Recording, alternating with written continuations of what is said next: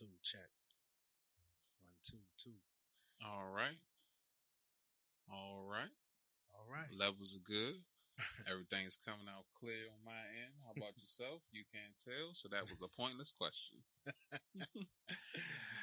Welcome, ladies and gentlemen. This is another installment of the I Can't Make This Up podcast. I am your host, the Landover Legend, aka Big T, and I'm here with a good friend of mine, my man Kevin. How y'all doing? Kevin is a very wholesome, chill, political, laid-back brother who comes by from time to time, and we just talk shit. Basically. Yeah. I'm still trying to understand why he asked my very uninteresting, very sensitive Steve-esque, as he would say, as to be a guest on his show. Yeah, you can shut that shit up right now. I'm going to try my best to keep y'all very entertained. Thank you for having me on the show, though, man. I appreciate it. Man, I appreciate you coming by. You know, last time we tried this, we had some technical difficulties and had to scrap the whole project. Podcast you know what I'm saying? installment part B. Exactly. And the bad part about it is the first recording that we did, the original one, it actually was really good. So yeah, we gotta do a good job to make this one as good, if not better than the first time. I went to doctors on that fucking track. I stripped everything down trying to get rid of that fucking background noise. And you know what it was? What's that? It was a fucking program I was using to hook up both USB mics that was causing the noise. So the issue I used to help me, or the app I used to help me record was causing the audio issues. Well, thank goodness you didn't take a bat to the whole system. That's probably what my stupid ass would have done. Can't afford it. I can't afford frustrated and just been like, that's it. Hey, look. Jose Canseco. It is what it is. The whole Jonah. At this point. But nah, I had to come through and, support the home team, man, support fam. So, you know what I'm saying? Anything I can do to help my brother out, I'm going to do that. So, let's get to it, man. Let's get to it. For all first-time listeners, this is the I Can't Make This Up podcast. This is a podcast for, open dialogue, spirited conversations. People's going to be dropping gems and, those stories that just can't be made up. I always encourage people to, share a piece of their life with me that, that might resonate with somebody. I was having a conversation with Bird earlier, and right. We was just Shout talking out to the homie Bird. Yeah, we was talking about coming up in school, or coming up as teenagers, right? And I was like, I don't know about you, but I remember going to rec parties. And they was actually go-go's for teens. Mm-hmm. You know what I'm saying? And instead of like a license, your rec card was your ID to get into the club. We had a DJ, they had snacks, and we was just in that bitch freaking, listening to Junkyard and RE and shit. So, I mean, I never had the pleasure of going to a rec party, but I do remember a time in our teenage years when you could go to a house party. That basement house party that's like wall to wall, packed and dumb lit with a good DJ or good little mix of music, and those were the good old days. Like you can't have a house party anymore without some foolishness jumping off, all types of craziness. Those were some good times. House parties don't even exist no more, if you ask me. I don't think so either, man. Like, niggas throw functions, right. Niggas throw get-togethers, but a house party, when you move all the furniture out the living room, you know what I'm saying?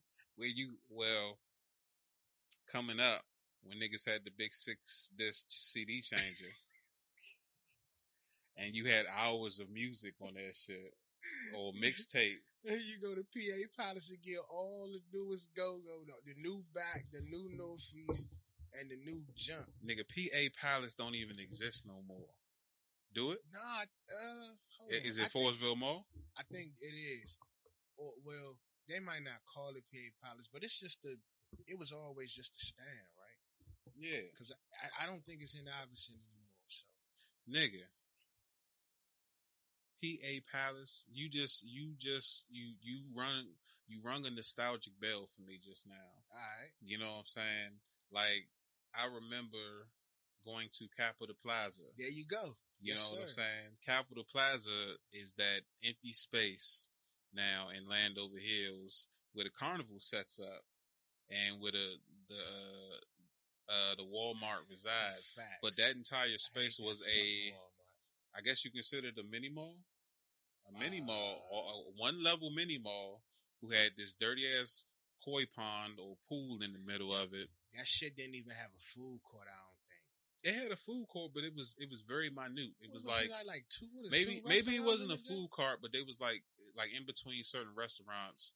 I mean, in between certain stores, there was like a McDonald's, maybe a Roy Rogers, maybe it was a Archer's Treacher's. No, that was Landover Mall. There was food places in there, but it wasn't many. My sister, not to my knowledge, but you probably My sister used to work at a salon in there back in the day. Oh yeah, and the salon was small, but I do remember going there specifically. So like. The crazy thing about Capitol Plaza Mall is, as terrible of a mall as it was, that's where all of the, like, DMV, a lot of the clothing brands were in that mall. So, like, Bonadaci was there at a time. I want to say Diamond City or DNC was there. And there was, like, one other store. So we should go to Capitol Plaza Mall to go shopping because the black-owned stores for the area was there, at least the real popular ones. Like, I mean, Shooters, Madness, and like what we got now, We Are One. It wasn't just black-owned stores, but it was people of color who owned businesses who ran those places. And the PA Palace always was the move. But you can't talk about Capitol Plaza Mall without talking about two definite places, and that's the PA Palace and the Boardwalk, where everybody used to get the t-shirts made, and if you wanted to buy brass knuckles and a stun gun and a knife, you could go there. It used to be a comic book store that I used to get like baseball cards and not baseball cards, but basketball cards. Yeah. And back when we used to collect like X-Men cards. You know what I'm saying? I used to have a notebook full of cards. I still got mine. You know what I'm saying? I still got mine.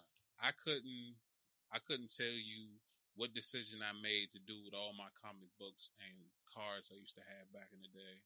Like, I remember in my teenage years, I was cleaning out my attic and I found like an old school milk crate and a box with all my Ninja Turtle toys and shit. And at that time, I had no desire to keep it. And now I wish I had that shit because the fact that it was part of my childhood, number one. Two, it's a collector's item. Yeah. And three, there's nothing from my childhood really besides memories that I still have. Well, shit, like, I remember, like, I know you, from what I know about you Turtles, Ninja Turtles all day in the paint. Like, that's always been, your favorite. And I was on, like, X-Men Ronin Warriors. But I remember having the Wolverine with the retractable claws with the springs in the toy and all that. And I had that toy for a long time. And I couldn't tell you for the life of me what happened to none of my toys. Like, they're not boxed up in a crate nowhere. They're just gone. But I remember looking online one day, some toy collection thing, and I saw that same fucking Wolverine toy that I had, and that joint is worth a bag now. And I was like, shit. Yeah, but you wouldn't have had one in mint condition though.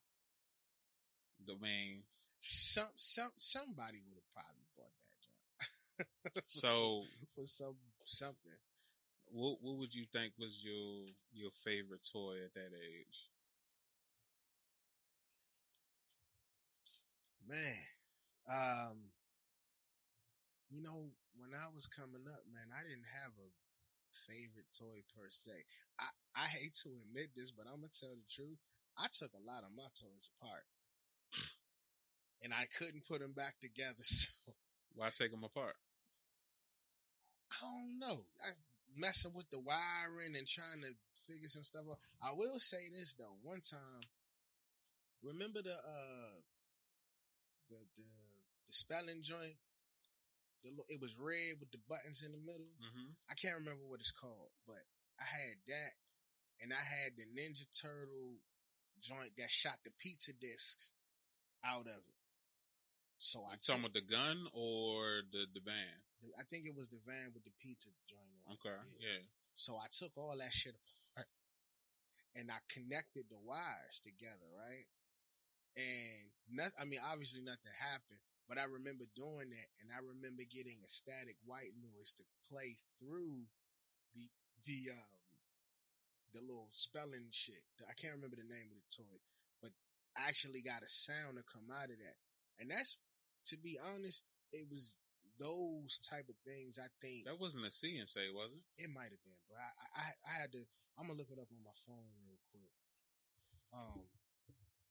But I think that's one of the reasons why I'm in the profession that I'm in now, dealing with audio, visual, gadgets and shit like that. Because I always used to take my toys apart and try to splice them together and make some shit. I don't know. I was a dumb Sheldon Cooper, I guess. So what did you go to school for specifically? Well, if you want to go all the way back to junior college, I mean, when I first started school, I went for theater, technical theater.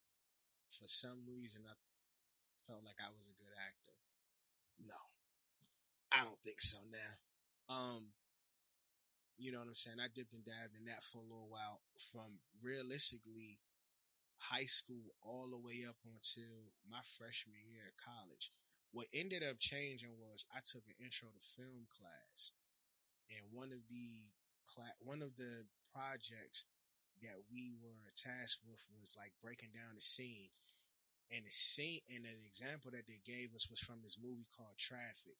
And they started breaking down cinematography and grain and why the picture looked the way it looked. And that's when they started talking about pixels and 1080i, 1080p.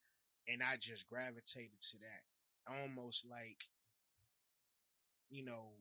from my past child experiences, breaking my own toys and messing around with sounds, the mechanics and it kind of just made sense. So, I actually switched majors from technical theater to television, radio, and film, and that's when I really started to get deep into radio production, film production, audio production, and I started working in the studios in college, and then I also was in the script writing and technical writing. So I wrote for the newspaper on campus, and then from there, transferred to Knoxville College. Shout out to KC Bulldogs, and then from there, that situation didn't work out, and I ended up transferring to University of Tennessee in Knoxville. Shout out to the whole Vol Nation, and shout out to Knoxville 865. And shoot, graduated from there, College of Communication Information, with a Bachelor's of Science degree in Communications, and I studied video production there, audio production. My core classes, my core curriculum was based on journalism, photojournalism, stuff like that. And from there, you make that transition into audio visual engineering, or just being an audio visual technician. And I've been doing that for, I don't know, forever now. So was it even one of those schools, the HBCUs? KC was HBCU, yeah. Okay. But unfortunately, when I went to KC, it was not accredited. and there was some things from a faculty staff standpoint. Never nothing dealing with the students. Like all my brothers that went there, you know what I'm saying, stand up, righteous brothers, you know what I'm saying, solid, thorough individuals. So, but the way that the school was run, and just some of the things that the staff people and the faculty were doing, it wasn't helping me further my education. And then there wasn't much you can do with an unaccredited degree. Yeah. So, I initially wanted to transfer to, TSU, Tennessee State, which is another, HBCU. And then also there was Fisk, which is also in Tennessee. I want to say they're both in Nashville or around the Nashville area. But I was already settled in Knoxville. I had an apartment, I had a job, and I found out later that UT was just on the other side of the city, downtown. And I was like, well, I'm already here. So I ended up going to UT. Mixed emotions about whether it was the best choice, but I got through it. Shit, got my degree and, ended up coming back, man. So I thought about secondary education as far as after high school. don't do it. And I was like, I'm going to waste my money. Don't do it. I didn't like Don't do it. the last 2 years of high school. I graduated 3.75 or whatever, but it was like I don't like the way I'm being taught, and I learn differently. So if I pay for tuition to go to a place where I feel like I'm gonna waste my money, or I'm gonna come out of here with a degree in something I can't even use in the real world, I'm going to burn this school down because because I'm going to be that mad. You had a 3.75 GPA. Yeah. So check this out. I thought that I was doing like masterful in high school. And so the other day, literally not too long ago, I say about a week ago, I was organizing my file cabinet and putting all my files away, all my old records, and I found my folder with all of my educational stuff in it, all like my report cards, stuff from elementary school all the way up to like UT, right? What made you keep it? What made you keep all that stuff? To be honest, it wasn't me that kept it. It's just things that, my parents collected over time. And when you turn grown, it's like, here, what's this? This is all your stuff. This is your lineage. Yeah, basically. Whatever. I found some cool stuff in that folder, things that I haven't seen in years that brought back a lot of memories. And I'll touch bases on that in a minute. But I thought that I did, like, in my mind, I thought that I did subsequently decent in high school. Man, I looked at one of my report cards from senior year, and my GPA was like a 1.17. You had the credits to pass, though. I mean, yeah, but I was when I looked at it, I was like, no wonder my mother was walking around this joint always saying, I got enough life insurance to bury you, and I don't visit people in jail. Damn. I said, damn. I was like, where did that come from? And then I looked at that shit. I was like, my GPA was 1.1. I'm like, I'm glad my father wasn't living with me. I would have been grounded till now, shit. No bull. But like, what I was saying, going back, and we were talking about like those old memories. So I'm gonna put this out there, and this is really just for like all of my DMV residents, our DMV family overall. Because anybody our age that went to PG County Public Schools remembers that when you did well in elementary school, you used to get that gray Shakey's Pizza coupon. Yeah, you laugh because you know that gray Shakey's Pizza. I found one, bruh. And our old mothers, if Shakey still existed, I would have probably tried to use it. They got Shakey's, they just not here. It's not, yeah, I think it's on the West Coast and in the South. But man, if you didn't grow up around our time and you don't know about Shakey's Pizza, that's by far the best pizza I've ever had. I never had Shakey's. You never had Shakey's? I never had Shakey's. But you remember I remember the coupons. Yeah. And I remember the establishment. There was a Shakey's in Forestville back in the day. Yeah, on it's where that liquor store / like seafood place is, right? Right across the street from where the Fridays is. Yeah. But I never been to one. It was one of them things that was always there, but never went to. Like, what was a place like that back in the day? Okay. There was a Arthur's Treacherous. Oh man, the one off St. Barnabas Road in Temple Hills. That was the last one that I ever saw after Landover Mall got shut down, right? I said, I'm going to go by there because I haven't had that food in a while. And I went over there and that bitch was gone. Which one? The Arthur Treacherous? Yeah. Well, you know the Arthur Treacherous in Temple Hills lasted for a long time. That's the one I'm talking about. Oh, okay. Yeah, because it's a 7-Eleven now. Yep. But for years it was there. And I was like, damn. I went over there purposely, I don't know how many years ago. I said, man, I want something different to eat. Let me go to Arthur's Treacherous. Right. I went over that bitch and it was gone. Shit, I remember fucking Shoney's. Matter of fact, I remember going to Sizzler as a kid, bro. You know, I never been to Sizzler, but I went to Western Sizzling in Virginia. So I guess it was like a great value version of Sizzler. I don't know what the hell that is. But later became a Great American Buffet. Right. But it was right along the lines of every other buffet that was out there, or buffet style restaurant. So literally, I used to be like, we going to Sizzler, and then it said Western Sizzling, and somewhere in Virginia. No, it's literally off of Route 1. If you take 495 and go over the bridge and get on Richmond Highway going south, right? It was like maybe 3-4 miles up. Right next, it was in between dealerships, and it was so simple. I remember going because we went there so much in grade school. When we went later on in life, I think I was driving at the time. Damn. I know exactly where the jump was. No GPS, no nothing, because we had been there so many times. I was like, shoot, as soon as we get over the bridge, get on Route 1. So, like, I remember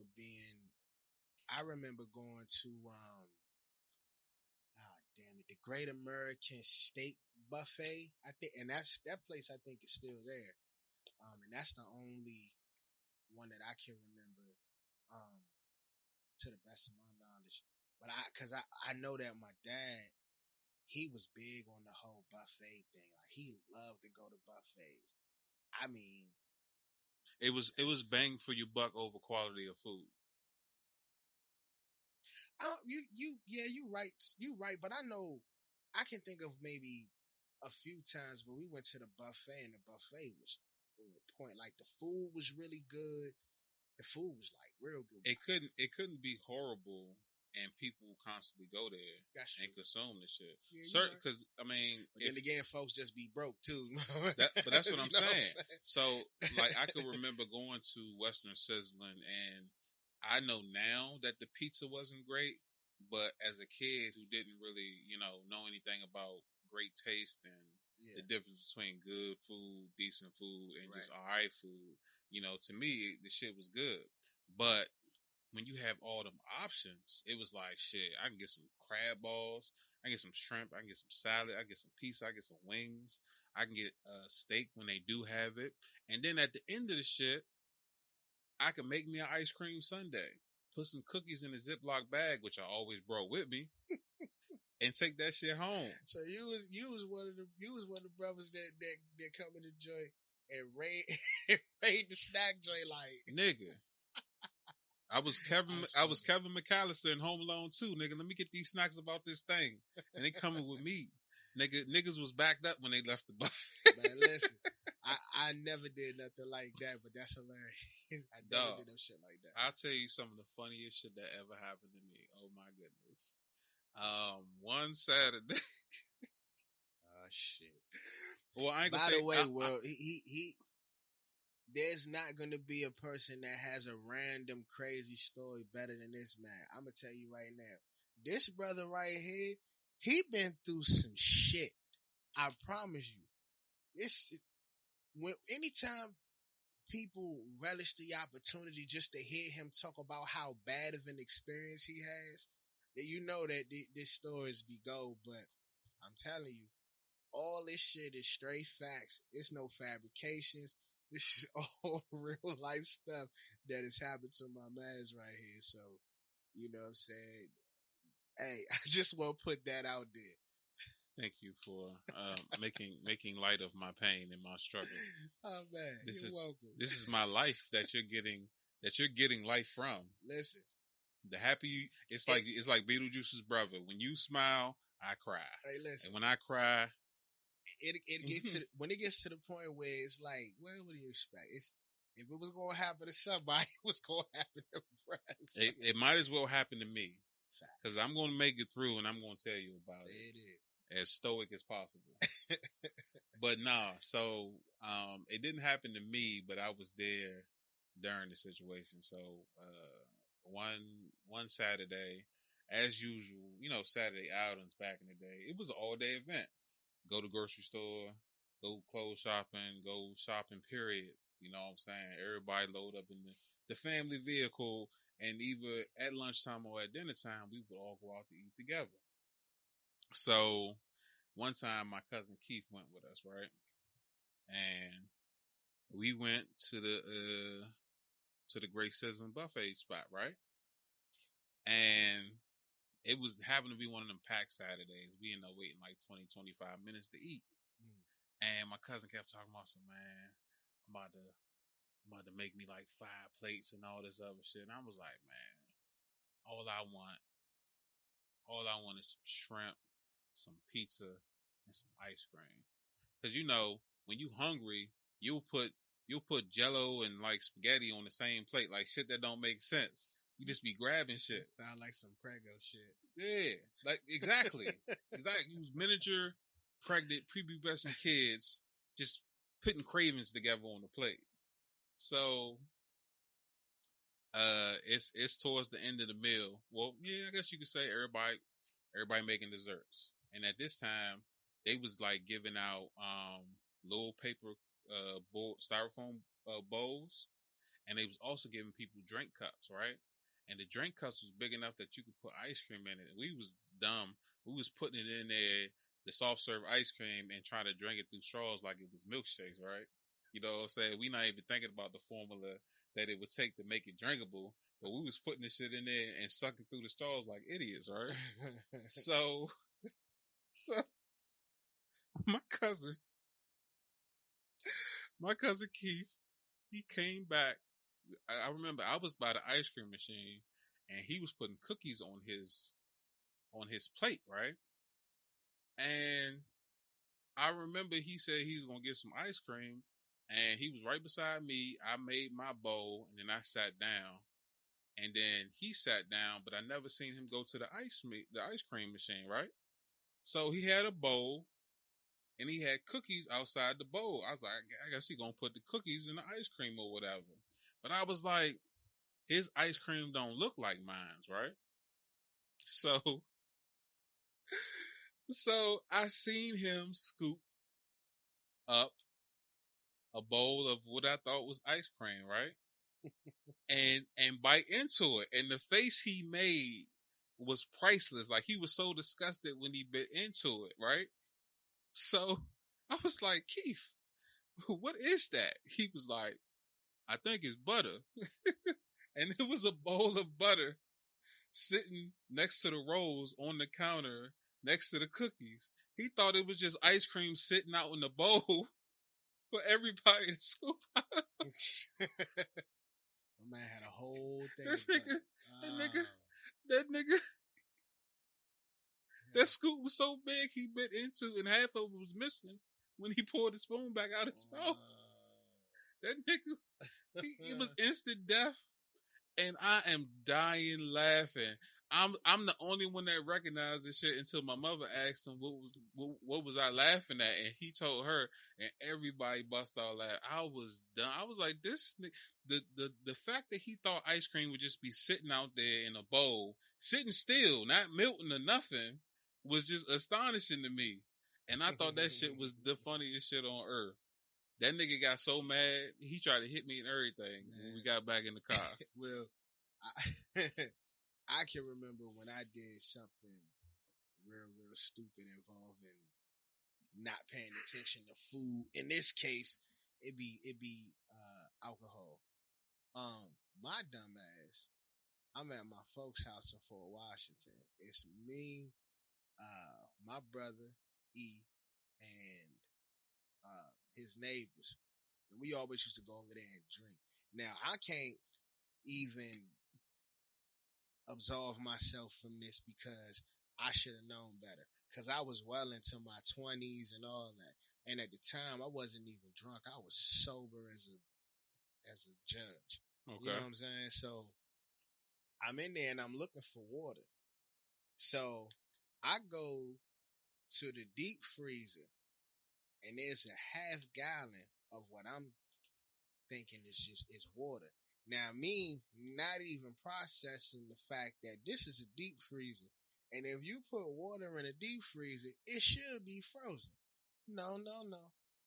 So I go and I get a red cup and I fill that joint basically to the brim with water. And I'm sitting there and I'm talking and laughing with my folks.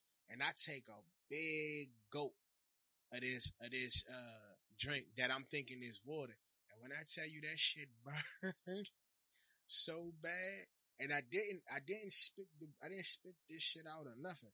I just was like, and that motherfucker burned from the tip of my tongue all the way into my. You know when you take a shot and that joint burn your whole inside get warm. Yeah, dog, my motherfucking toes started sweating. Man. That's how I feel about whiskey. And I was like, I was like, man, this shit ain't water. What the fuck type of shit is this? And they was like, where'd you get that from? I said, I got it from the freezer. They was like, you pulled the moonshine out the deep freezer thinking it's water and drunk it. Now, it was my first time ever trying moonshine. I mean, I think I said Everclear. It was moonshine. The first time I ever tried this shit, and I tried it on accident. And my folks, they father, he looked at me dead in my face, and he was like, well, nigga, you know you can't put that shit back in the gallon, and we don't waste no liquor around here. You better drink that whole cup. Needless to say, I don't remember much that happened. I know when I came to, they was playing the Poetic Justice soundtrack. That's what I remember.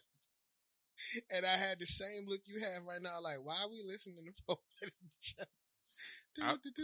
They was playing that shit right there. I would have been like, take me home. I want to say, bro, and them dragged me across the street, but I might have just stayed right there. Nah, I don't care if I don't care if I drove. Take me home. Yeah. But once I got through that one cup of moonshine, I could stomach drinking that shit. It get you messed up though. Anybody don't ever drink moonshine. That drink is vicious. It's brutal. So what was the I guess I could say most memorable moment or party you went to when you was in college? In college? In college, yeah. Man, it's difficult to say because there were so many. No, by the time it really depends. Because you gotta remember, I was in college for a long time, so we have to try to break that down. I was in junior college here in the hometown forever. So I don't know. It's terrible to say, but it took me like 4 or 5 years to get a 2-year degree. So you know what I'm saying. And that's just from not really caring to go. And then you take a class here, take a class there, whatever. I wasn't really interested until I finally just said, okay, I'm gonna go and finish this. But man, the best party that I went to. Okay. The best party that I went to was my 22nd or 23rd birthday right before I left to go to college in Tennessee, and we went to see back. No, we went to see, my fault. We went to see Devin the Dude, UGK, rest in peace, Pimp C, and the product was there.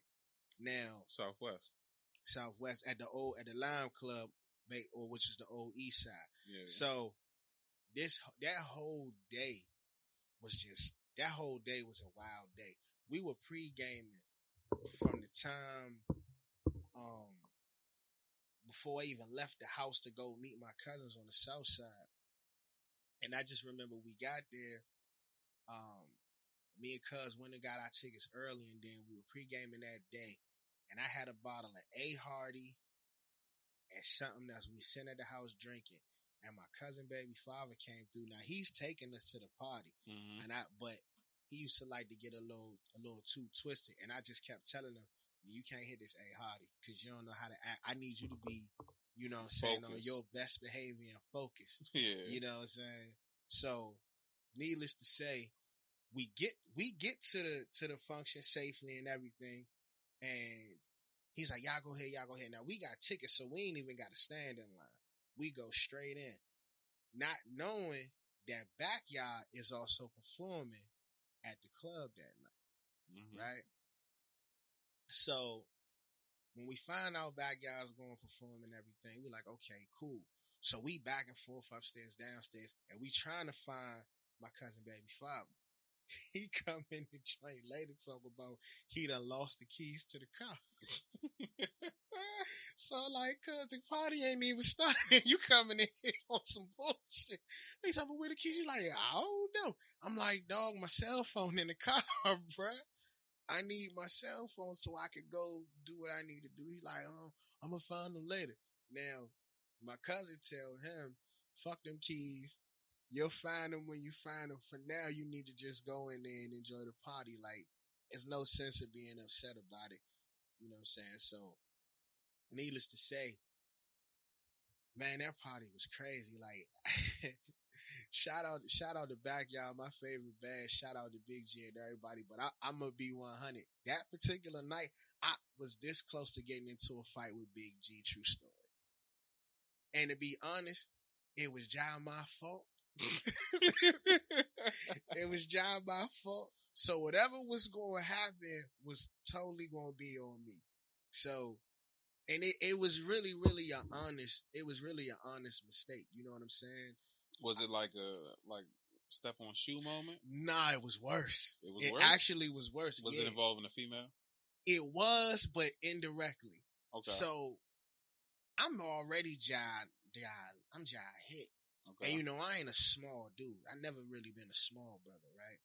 So we walking through, it's halftime, and G is coming past me, and he has 2 drinks in his hand.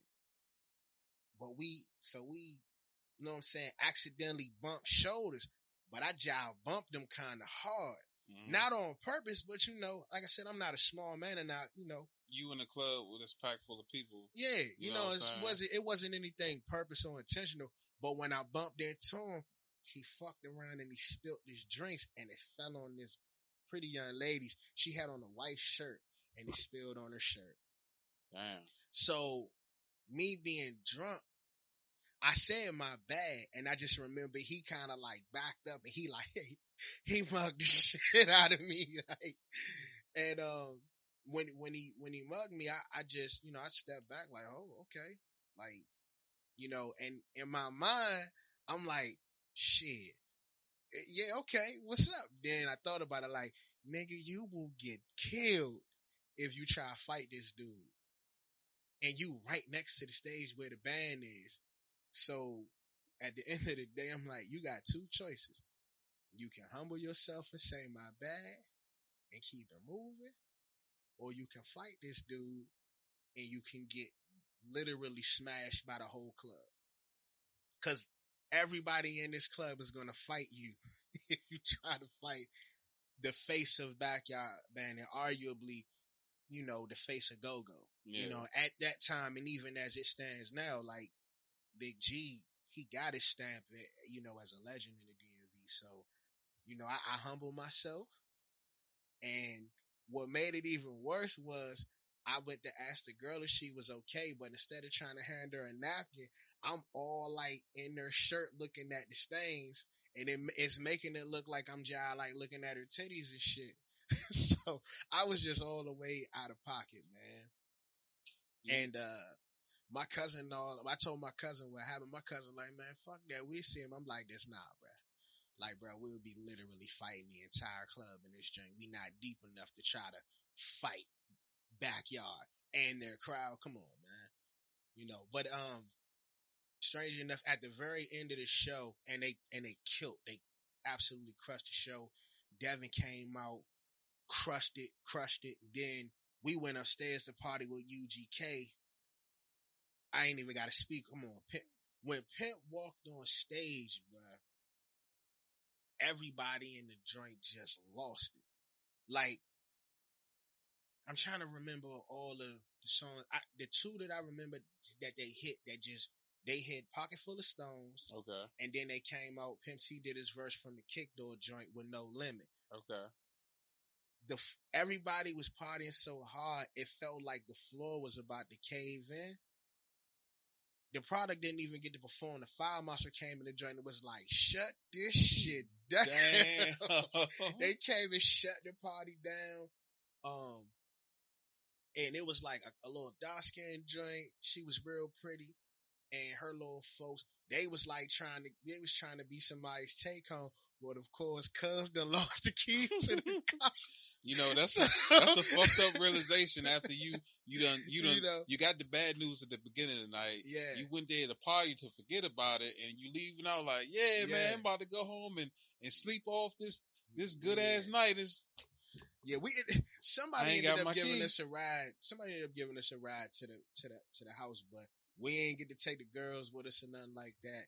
And did he find the keys or he had to get the jumps replaced? You know, I don't remember. I know the car ended up in Northeast, but I don't know if they had a spare or nothing like that. It ended up in Northeast at their house. Yeah. But I don't remember if they found the keys or if they had a spare or not. But yeah. And I remember at the end of the night when they were looking for the keys, I was standing by the door, and I remember G came to the door to talk to the security guy that was at the door. And I approached him and I was like, yo, you know what I'm saying? My bad for earlier. I ain't mean nothing by it. And I extended my hand and shake his hand. He did shake my hand, but the way he went about it, he John carried me. It is what it is. He gave me that, but he was like, you ain't bothered me he said, you ain't bothered me nothing about that, champ. And he never looked me in the eye enough. He just kind of like turned around and walked off. And you know that your ego is still like, oh, that was some hoe ass shit. Like, That's how I felt about it at the time. But at the end of the day, it's like, it is what it is, bro. Like, that motherfucker don't owe you nothing. He ain't obligated to be humble or nothing like that. It's cool. You know what I'm saying? He's still, you know what I'm saying, my favorite lead talker and my favorite band is still back. So it is what it is. But true story, dog. You know what I'm saying? When you was talking about UGK performing at the spot, yes, sir. It reminded me of shit. Me and this nigga Winston, we went to 24, I think it was. Yeah, shout out to Winston, man. Shout out to Glen Allen. For sure. This was shit. This might have been like 10 years ago. Oh. And Back was performing. Yo Gotti was coming. And we went up in that bitch, nigga. We was zooted. What club was this? 24. It was up the street from what's Stadium now. So I was 26 at the time then. Was I here? Or was I away? This was you came up for New Year's that year. Okay, I wasn't here. So this was like September, October. Damn. Okay. You know what I'm saying? It was the fall. Right. It might even been November. It was cold though. And you know me. You know what I'm saying? I'm outside in the regular tea. Everybody else got on jackets. Yeah. You know what I'm saying? Yeah, nigga, that's how you do though. Nigga. Motherfucking. First of all, they had an opening act. The nigga name was Gavi, the Chosen One. So when they introduced them and you see a short nigga come out with a similar bone structure and head shape as Yo Gotti. Everybody was like, why Yo Gotti look like that? Where his crew at? Why y'all there performing? And I'm like, this ain't Gotti. Like, they trick niggas, right? And I'm high and drunk. And I'm like, nah, he's not saying Gotti. He's saying Gavi. And I'm like, oh, this was the nigga from the flyer, right? So this nigga get off stage, and I forgot who was the host or whatever. The niggas bring up Yo Gotti, Starlito, not Starlito. It was another nigga on this team come out there, hype man, bring the nigga out there. Was it Black Youngster? No, this was before Black Youngster was really popping like that. Okay, like I said, this was 10 years ago. So he might have been. I felt like he was around though. I felt like he might have been popular in like Memphis and everything, but I don't think his buzz got up here yet. Okay. At that time, Gucci, Waka Flocka.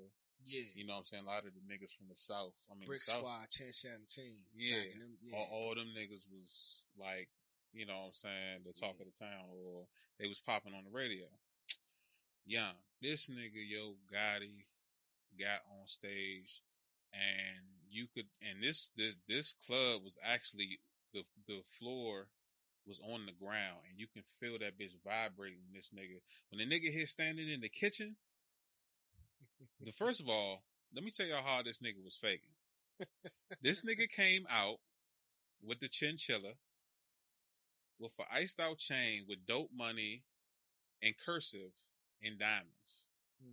The nigga performed like 2-3 songs, and then like on the third song, he took off that chain, he had a white tee, he put on a black tee, he put on another chain, it was like half a globe, like represented the earth, and it was green diamonds with black diamonds, and it spelled out, money make the world go round. I was like, what the fuck? I had to focus in on my camera, like zoom in to read the shit, because I just thought it was like the consonants, and that shit spelled out there. I was like, yo, this nigga faking. But when this nigga here standing in the kitchen and everybody was reciting this nigga words, the nigga just was pointing his mic in the crowd and niggas was singing this shit. The motherfucking club was rocking. The nigga got off stage. Them niggas went to some club. I forget what it was, but everybody was talking about going there. Backyard got on stage at the apex of the night, like the tip of the night, nigga. This was the top of the roller coaster, nigga. These niggas got on stage. They hit the Lemonade jump, the Gucci Man jump. 5 minutes into the song, a fight broke out and they shut the club down. I said, oh my God. They was cranking too. He was like, see, this why we can't come out here and perform for y'all niggas. Y'all don't know how to act. Man, we out. We got paid. And the nigga left. The band left. I was like, dog, are you serious? That's pretty bad. And I paid to skip the line, bro.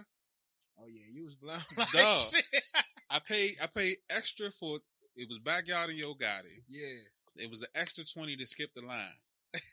Yeah, you was on top of the drinks and the weed that I, you know what I'm saying? Right. I was drinking and smoking throughout the night. Dog, that shit blew me. Man, that shit remind me of, damn, it was another time. Oh, man, it slips my mind, but it was like another go-go show that we went to.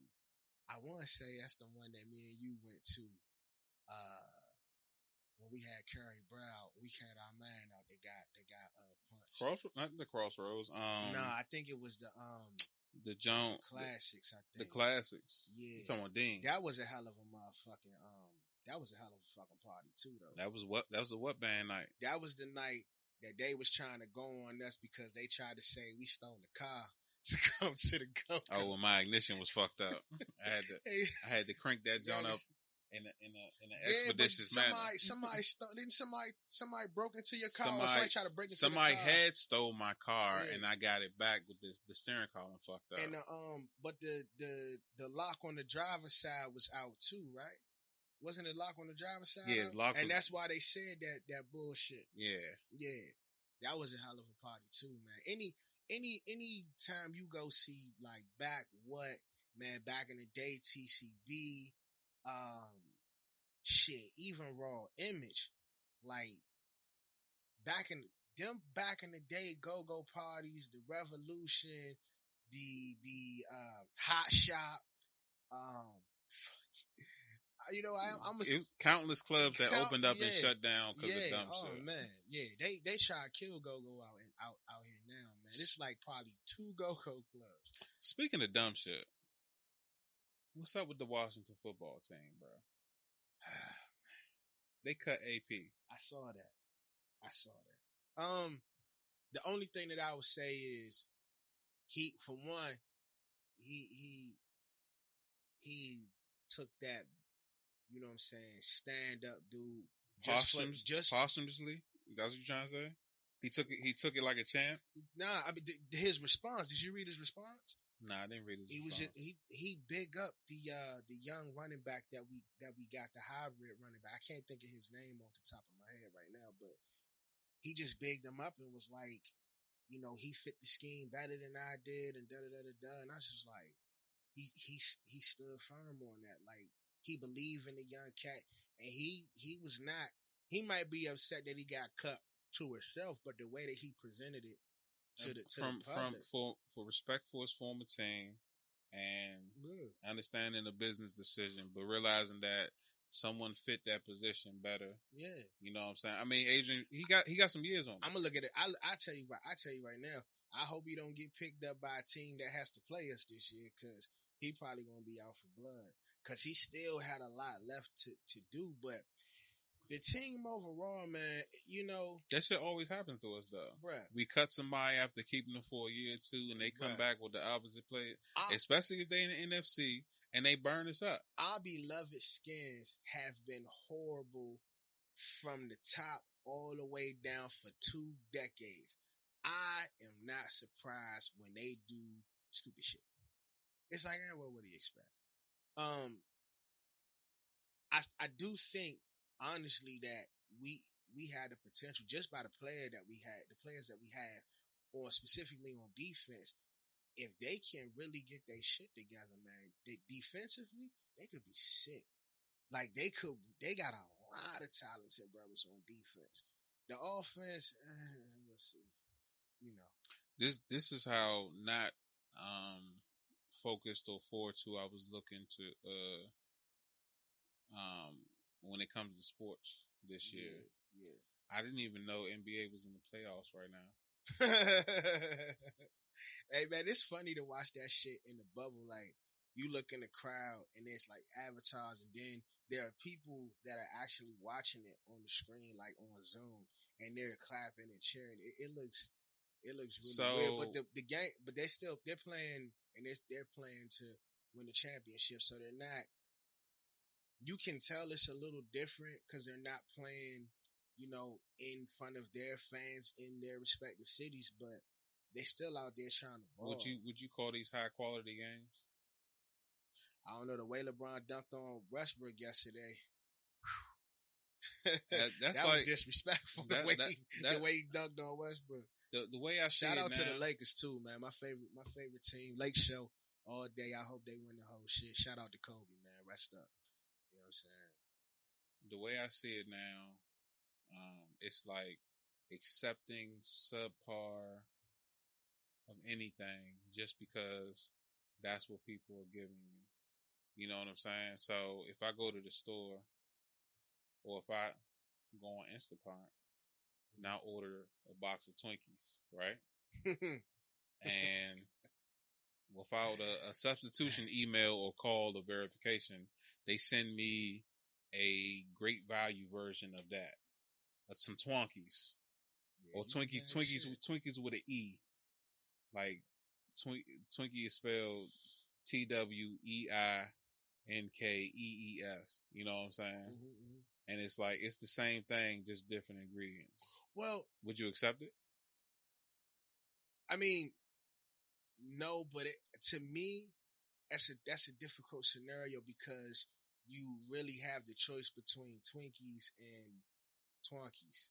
Where in this case, I mean, I guess they could open in bring fans in and have it, the way that we originally used to watching it, but you run the risk of, people getting sick, and then there's court orders, and then you also got to think, in my opinion, they're trying to give people something to try to take away the mental stress of being in this environment right now. Like, sports right now might be all some people have at the moment. You got motherfuckers out here ain't got jobs, families ain't eating. I mean, shit is fucked up out here for a lot of people, and if something like playing basketball in a bubble brings some comfort to some people other than constantly being bombarded with COVID, with mass shootings, especially in our city.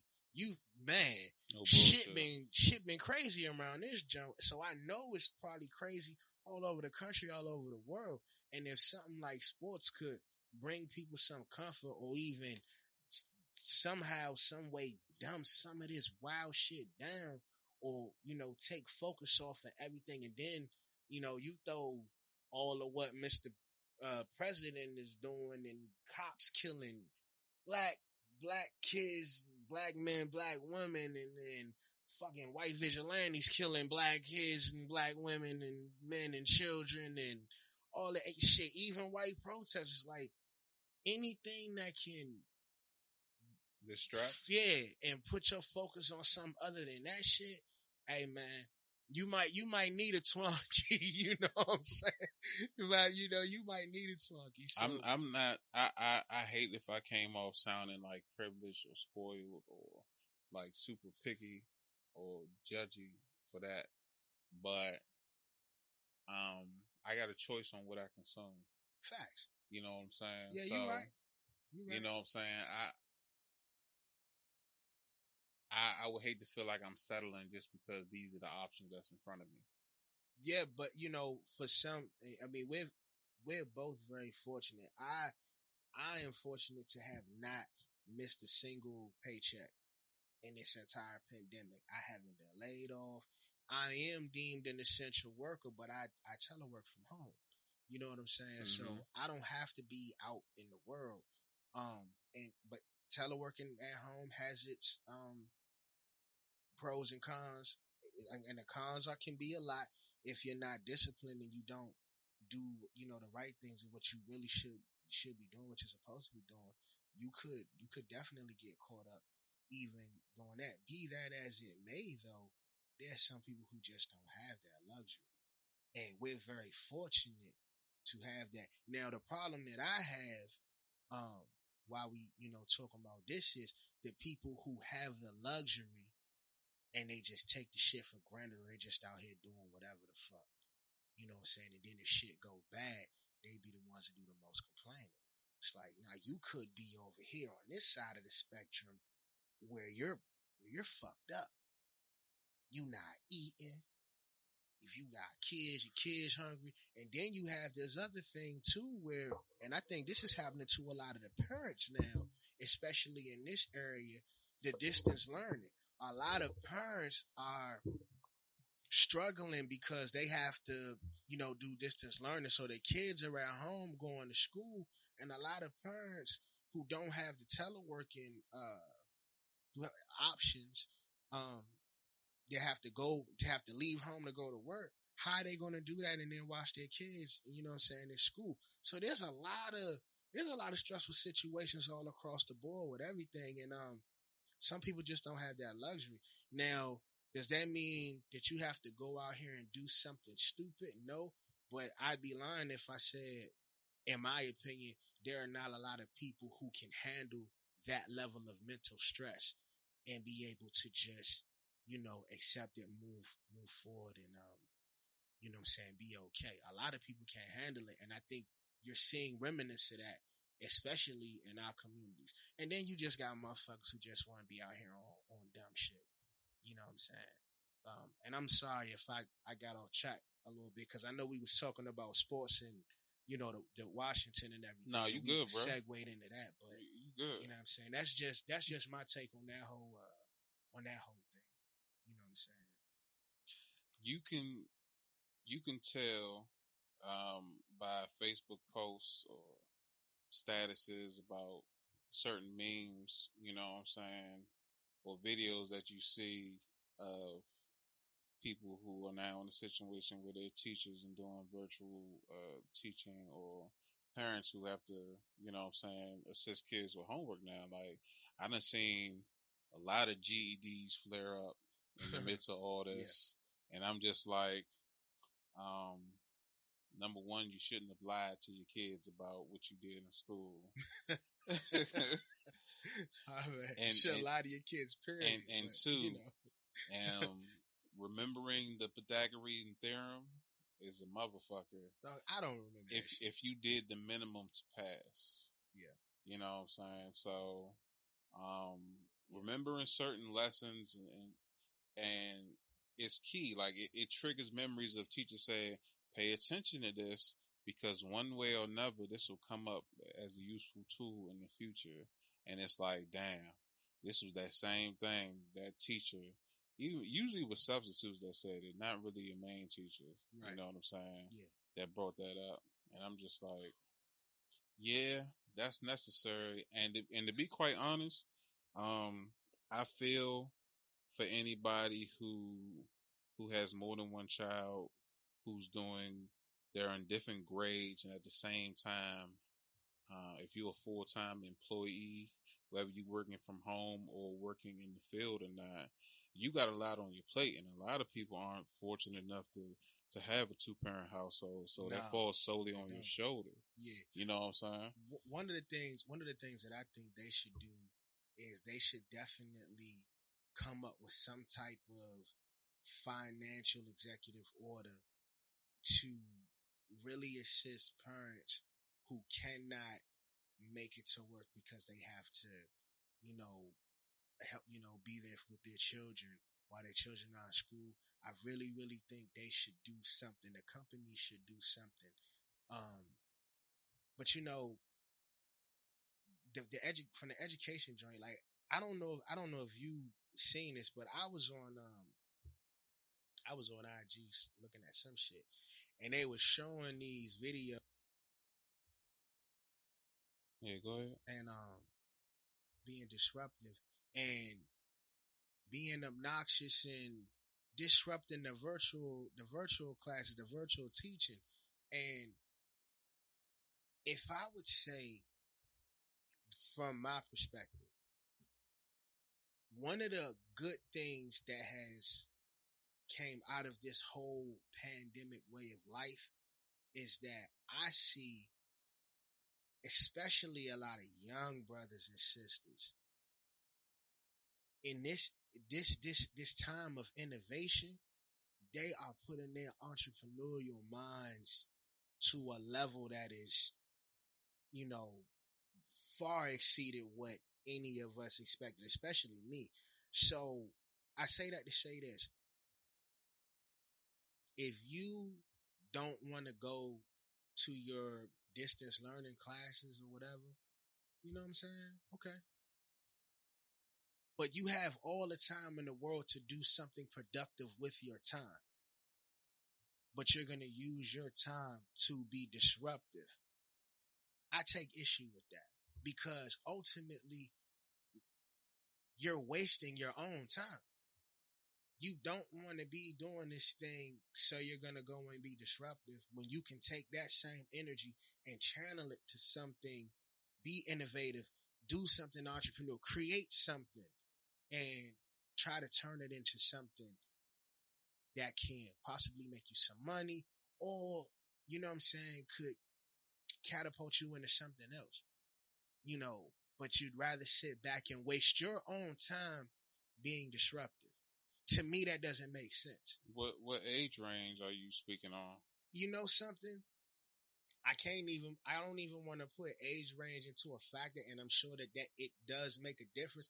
But when I'm talking about innovation and just this level of entrepreneurship that I'm seeing, it varies. It varies from 12 all the way up to adulthood. So there just has to be a level of discipline that's there. You have to be very disciplined and very mature, but I'm not going to make no excuses for none of it, because you see there's some kids out here right now making millions of dollars just for doing some creative things. And the point that I'm trying to make is, regardless of how they're doing it, they're not wasting their time being disruptive of something and being obnoxious. Messing up someone else's opportunity to grow and Not learn. only that, you're messing up. Not only are you messing up somebody else's opportunity, but you're messing up your own opportunity to be great in something because you're wasting your own time being disruptive. Why are you going to set yourself back? You know what I'm saying? Like, I hope I'm making sense of what I'm saying. Like, I don't understand that mentality where you're comfortable just wasting your own time. I just don't get that. So the way I look at it, right? You can put somebody on a schedule or give them a blueprint to, you know what I'm saying, life or whatever. But it's up to them to figure out what works for them. Yeah, that's true. You know what I'm saying? So you could be like, I'm going to follow the exact path of life that this person did. And they might be able to do it, and they might be successful, or they might come close to what that person did, but they might be miserable, or they might not be happy. Or, you know what I'm saying, they might have done so much that they made themselves sick or physically ill. You know what I'm saying?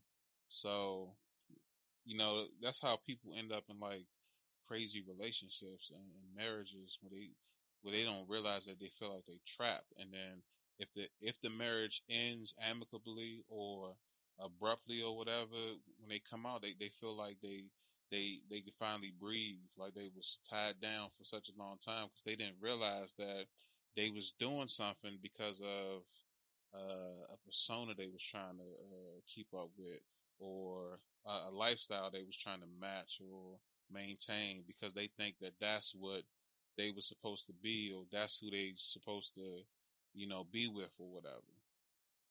So a lot of people don't realize that. That's why when they come out of, you know, those situations or their relationships, they was like, wow, like if only I knew that I was conforming instead of, you know what I'm saying, making my own path and becoming me, or being who I am, or doing what makes me happy, or doing what makes me whole, opposed to fitting myself around someone else's life.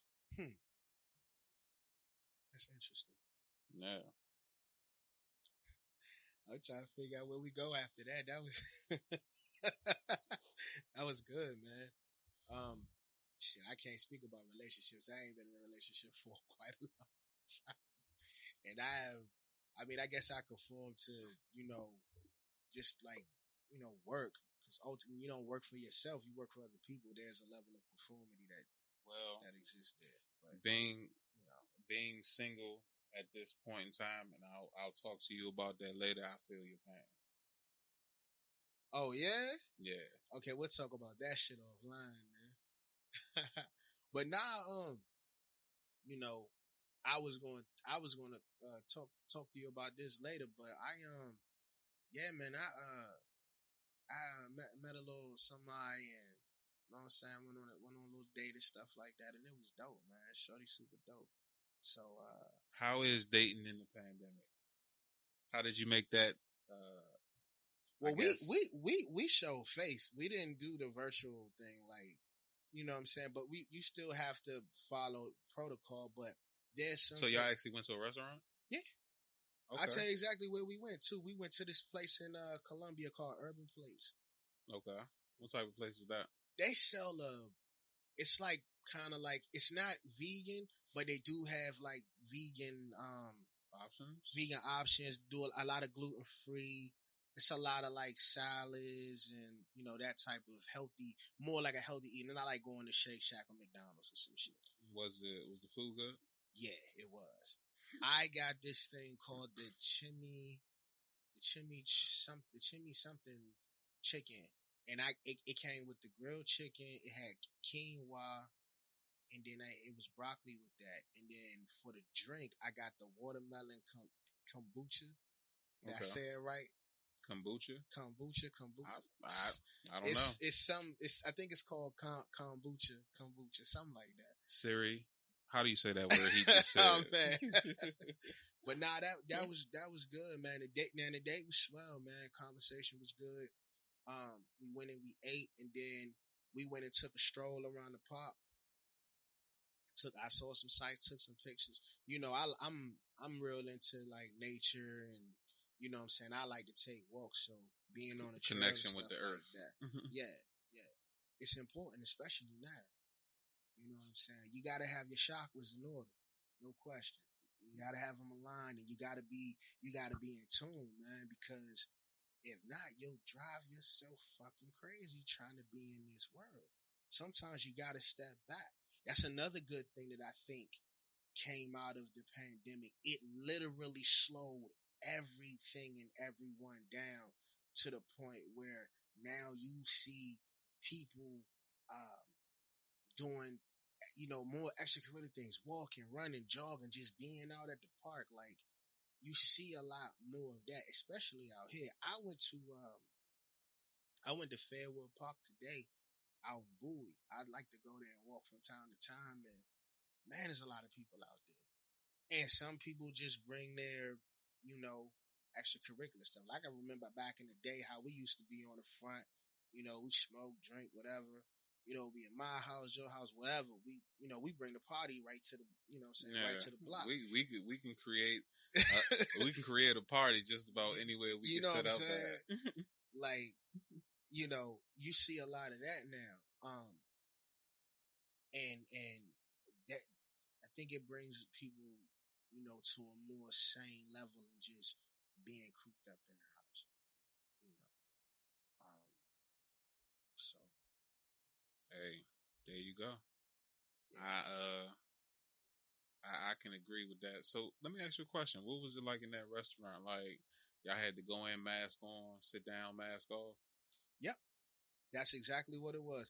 When we walked in initially, we walked in with the mask on, and then we went initially to talk to the one of the guys that was behind, you know, where the food was at, but you couldn't go right to the line and order. You go, you get your seat, and they will come. I'm sorry, I'm saying this wrong. You go to the cashier, place your order, and then you go and sit down, and they bring your food to you. They give you a number, and then they bring you your food. But it was quick, fast. You know, it really wasn't a lot of people in there. It's funny. When I first pulled up and I saw the line, I was like, damn, this line long as shit. I'm gonna have to try to get in this line to try to get a table. Like, this is crazy. And when I parked, I got and I looked, and everybody was lined up for the Shake Shack, and the Urban Joint had nobody. I was like, oh, we gonna be all right. We good. That's what's up. Yeah. And if you never been to Centennial Park, and I guess that's Columbia or Ellicott City, but it's in Howard County, and it's right around the corner from Columbia Mall. If you've never been there, find time and go. They have a lot of different things you can do. People can fish there. If you like wildlife and things like that, you see, feed the ducks and the geese and all that. They were people out there doing modeling, taking pictures. They had the courts up. You could go down there and shoot. They even had the paddle boats and like the canoe joints and all that. Like, I don't know if you can do that stuff, but I don't see any reason why you couldn't. They even had archery up there, so you know, I don't think you'll find nothing like that out here in PG County or in DC, but out there in Howard County, man, Centennial Park is it's a nice chill place, man. I'm trying to go to the range. That's open. Small Arms out up in Marlboro, right? I gotta set aside some time and actually go. Man, get your Groupon and you get a Groupon, go up there. If they have any. You know what I'm saying? I saw my brother was online. He took his girl up there to the range. It was up there shooting. Yeah. You've been shooting before, right? Yeah. I haven't been in so long. Me neither, man. I need to get back. Me neither. I need to I get haven't back. been shooting in a long time. You Hey, we can set something up. Let's do it. Yeah, I'm down. hey, the way things going, you know, these days, hey, you might wanna get your skills up when it come to hitting moving targets, my nigga. Well, I say this, you know, I try to live, a life where I'm not in places or around, certain elements where I have to worry about things like that. I don't move around too much, and when I do, I'm usually to myself. So, um, and that, I mean, obviously, trouble find you anywhere, especially nowadays. So, yeah, you do have to be prepared, but I don't, I'm not a person that thinks about negative things that could happen because I think, and it's just my opinion, I think when you're a person that thinks that way, you kind of mentally put an energy out into the universe that almost acts as a magnet and invites that type of bullshit into your life. Yeah, Yeah. you ever thought on something or thought about something so much and then the shit popped up and you was like, damn, I was thinking about this whole time and this thing actually happened. I think I think that's happened to me a lot, man. You know. I think Tupac said it best, or it makes sense right now. I ain't a killer, but don't push me. Yeah, yeah, yeah. Well, there's a lot of people doing a lot of pushing and they paying for it, unfortunately. Um, there's been a lot of there's been a lot of stuff happening. There was I was reading this article. There's some brothers out here on IG that, man, they report on all the like local stuff, specifically murders. And The Murderline page? I think so. I think it's called Mayhem DCPG or something like that. Yeah. It's two of them. One does PGMO County and the other one does DC, and they be having all of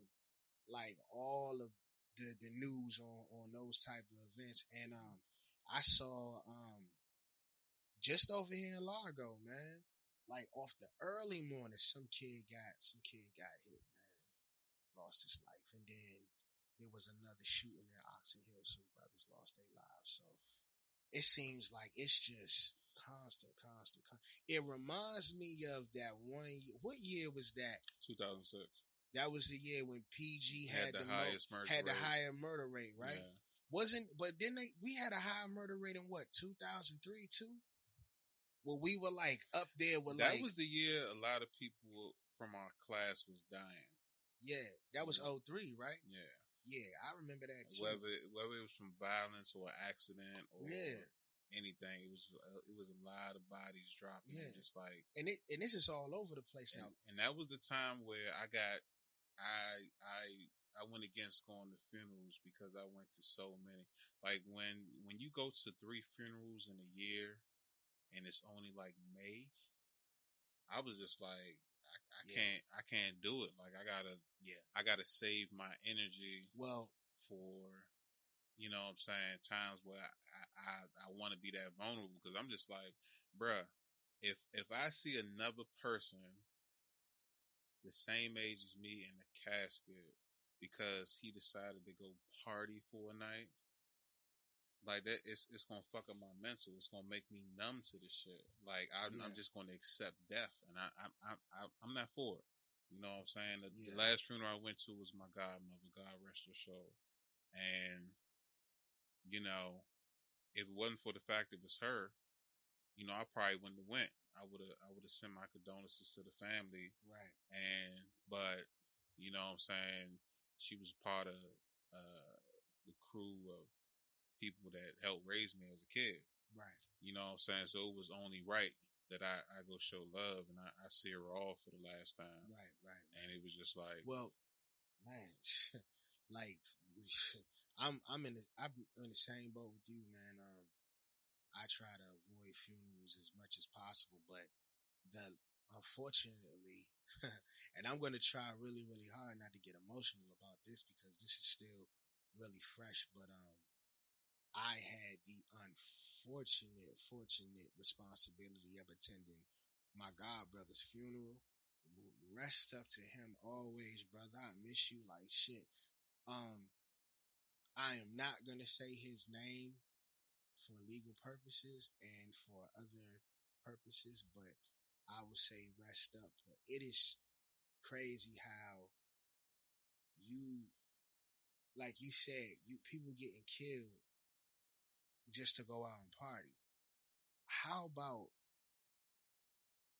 you have a party at your house, in your neighborhood, on your street? You get shot on your street, in your neighborhood, at your own party. Just you. 4 days after your 34th birthday. And then you die 10 years later. All because some pussy ass nigga didn't see fit to give you a fair shake. To give you a fair fade, bruh.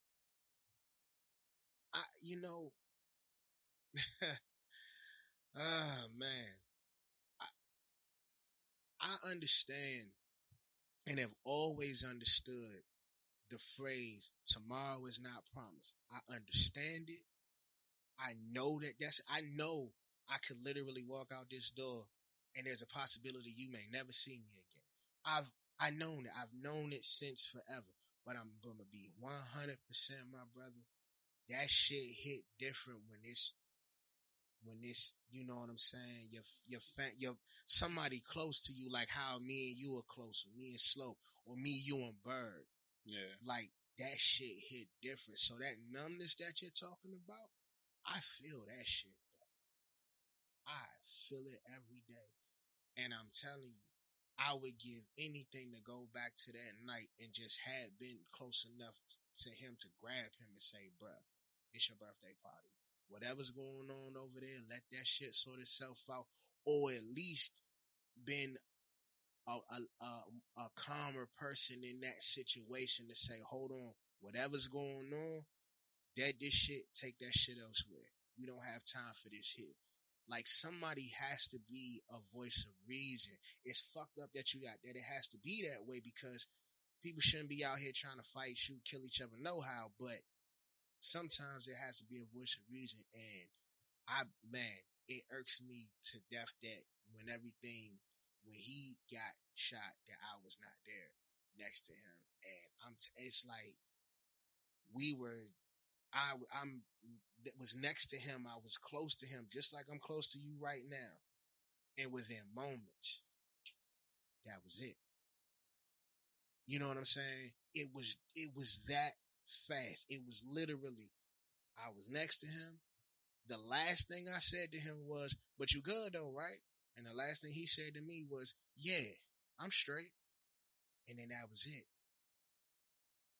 After that, things erupted and shit got crazy. And now, 34 years old, now he's in the ground. You know? Yeah. And that was to me, all funerals are difficult, you know, but that one was just different. And then I was a pallbearer there, you know, that was my brother, man. So I went to his casket. I saw him. I spoke to him, and we rolled him out to the hearse. I helped put him in the hearse. We got to the cemetery, pulled him out, and I literally carried my brother, my sandbox brother. You know how much I love dude. Yeah. You know what I'm saying? I love that dude like I love you, you know what I'm saying? Yeah. I love that dude, you know, wholeheartedly. And I had to carry him, a person that never really bothered anybody. He had his faults like everybody else, right? Yeah. We all got our faults. We all got our shit with us. But he didn't bother nobody, and I had to carry him to his, you know, final resting place. I don't wish that shit on anybody. There is no coming back from that. Like, I know that I'll never be the same, and I have my good days and bad days, my up days, my down days. So, it's just gonna be a long lasting struggle. And I never been one to advocate violence. I never been a person to glorify violence. I'm more of a, we can throw hands, we can put the gloves on, we can go about it that way. I never, you know what I'm saying? You shoot somebody if you have to defend your family. That's the easy way out. By any means necessary. If you have to go about it, make it at least worth it.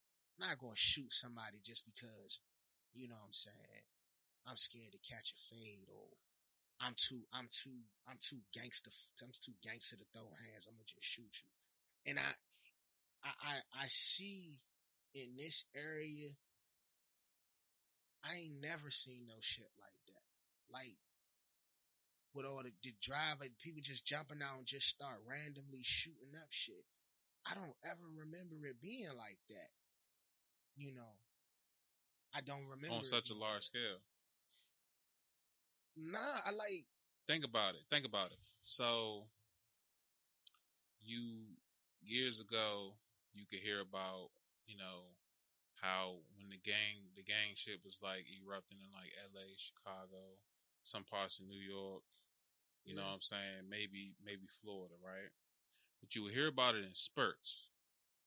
And at one point in time, like Chicago had like all these bodies and shit. You know what I'm saying? Chicago, but man, they get they would only highlight they would only highlight certain shit, or like you would watch like the first 48, and you know what I'm saying, they'd be like, man, all these places. When I go to that state, I ain't trying to go to that county. I ain't trying to go to this city because of all this shit you see. Yeah. But now, with the age of social media, a lot of that shit, it's like people do shit because they literally want to make shit famous. So it was like, man, a nigga might jump out and do some dumb shit. Like, if they beefing with somebody, typically they would throw hands or start a fight, or, you know what I'm saying, like, steal somebody's car out that neighborhood of niggas they don't fuck with. But now, niggas is hopping out and recording their crimes. They recording these shots. They self-snitching, bro. You know what I'm saying? So now, they doing this shit just to, quote-unquote, elevate, you know what I'm saying, their city, their popularity of that crime. Right. You know what I'm saying? Opposed to, ain't the term gangsters moving silence? You know what I'm saying? Yeah. I ain't never seen a gangster go live on Instagram to handle business or put it out there that he needs something done. The level of self-snitching that exists, with our people, man, is just ridiculous.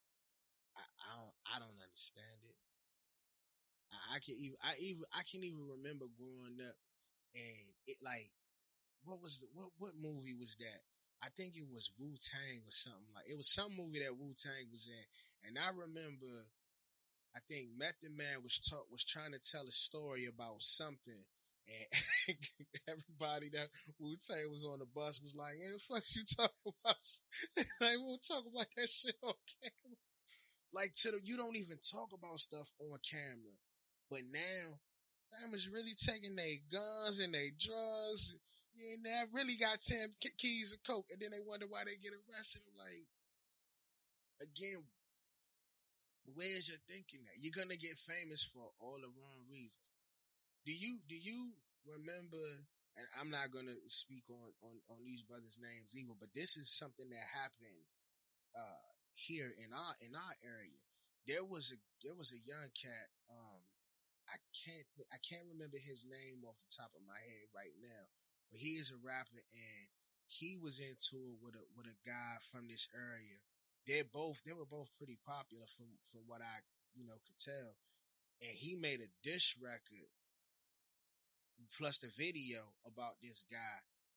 And I think he went to the guy he was dissing. He went to his friend's like grave and like burned his picture and poured champagne. Like, it was it was probably one of the best diss tracks I ever scene, but still, I was like, bro, yeah, somebody might come see you about that shit. Damn, he went real hard on the diss track, and that guy that I'm talking about, he ended up dead. Yeah, that guy I'm talking about, somebody killed him. You produce your beef, like you scripted it out. You know what I'm saying? Man. If I got a problem with you, I'm coming to holler at you. Right. Not your folks, not your followers, not TMZ, not the Shade Room. I'm coming to holler at you. Right. And we don't need a crowd. Right. You know what I'm saying? What Pimp C say? Say my name in your record, bitch. I'm gonna come to your house. Exactly. You know what I'm saying? And that's the shit that they say the loudest motherfucker in the room is the scaredest motherfucker. Sometimes, right? Sometimes he crazy. Yeah, sometimes he's the motherfucker who got that Uzi taped to his back. You just don't realize it yet. Yeah, that's true. You know what I'm saying? He waiting for enough motherfuckers to pay attention, so when he starts shooting, he can laugh when he sees you run. Right. You know what I'm saying? Hopefully, I don't know anybody that does, you know what I'm saying, that loose in the brain like that, but I would agree, you know, 100%. And I want to say, you know, there is a slight difference there when we were coming up. If a motherfucker had an issue with somebody to the point they wanted to kill them, they would more than likely go to them. It's not, I got a problem with this one person, so what I'm going to do is I'm going to get 3-4 of my homies. We going to pull up in the neighborhood and we just going to hop out and start just shooting randomly everywhere and hope that I get the person that I want. Did you see the video where I want to say, I think it was in Southeast, and car pulled up and the youngest jumped out with assault rifles and they got to shooting, and like the one kid fell and I think the young brother ran up on him, and while he was down and like shot him, and then they hop back in the car. I'm not saying that that's right. What I am saying is, whatever issue them people had, they literally meant to get him because they ran up and made sure that they got him. It was fucked up that them little babies was out there and all that other shit, and people definitely could have got hit. But whatever that guy did to them brothers, from their perspective, it must have been something serious enough to where I'm going to hop out of the car and shoot, and when you're down, I'm going to run up on you and make sure that I got you. I was like, God, like, damn, you know, we've seen a lot of stuff between the both of them, and people that live in this area, unfortunately, we are privy to see a lot of stuff like this happen. People shot, our loved ones shot, killed, people hurt, stabbed, shit like that. I ain't never seen anything like that. So egregious. I never seen anything like it, man. Well, I never seen nothing like that. I'm not going to say that it is what it is. I'm going to say 2020 has shined a light on a lot of shit, and it is put people in situations where they're making more rash and dumber decisions than ever before. And it all starts with guidance, and not everybody has that basic knowledge of right and wrong, starting in the household. So, on that note, I'm gonna go ahead and switch topics. We got a little dark there. Got a little dark. Gotta come from out the basement. Is that the sun? Is that a butterfly? Yeah, but rest up to my God, brother, man. You know, you're loved and you're missed a lot, man. And one of the things he used to like to say all the time is real niggas do real things. I'm going to say real men do real things. But I believe both statements to be true. And I'm going to continue to big up your name and represent you the right way, bruh. You know, we miss you very, very much, though. We wish you was here. You didn't deserve what you got. And, to anybody else that's lost somebody in an egregious way, this year or anytime, you know what I'm saying? My condolences to you, to y'all and y'all families, you know what I'm saying? And man, keep y'all hands up and man, let's keep pushing through this craziness together, you know what I'm saying? But on a lighter note, you know, I need something. I need a new series to watch, man. Give me a suggestion. Damn. Oh man. I wasn't ready for that segue. Shit. All right. Well, now I would say Cobra Kai, but yeah, all y'all people out here that's just getting on Cobra Kai, y'all latest shit. Like Cobra Kai was on YouTube for a minute, and it just made it to Netflix, and everybody's talking about it now. So yeah, y'all late with that shit, man. Speaking of Cobra Kai, I was watching an interview with William Zapka, or Billy Zapka, right?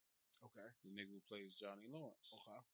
So I forget the name of the publication that was interviewing him, but it was about 2 weeks ago, and he said originally, because I didn't know he was one of the writers on the show,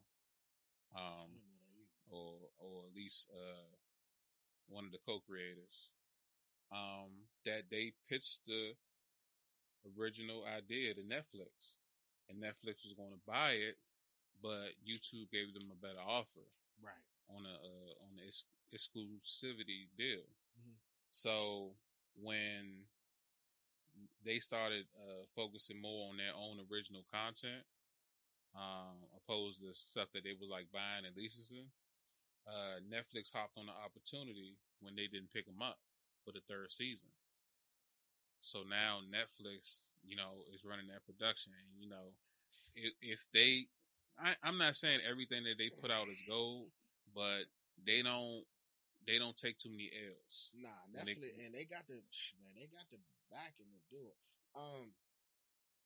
Yeah, Cobra Kai is dope, but Netflix, definitely check out Daybreak. I saw that. Okay. Yeah, that's the Apocalypse jump.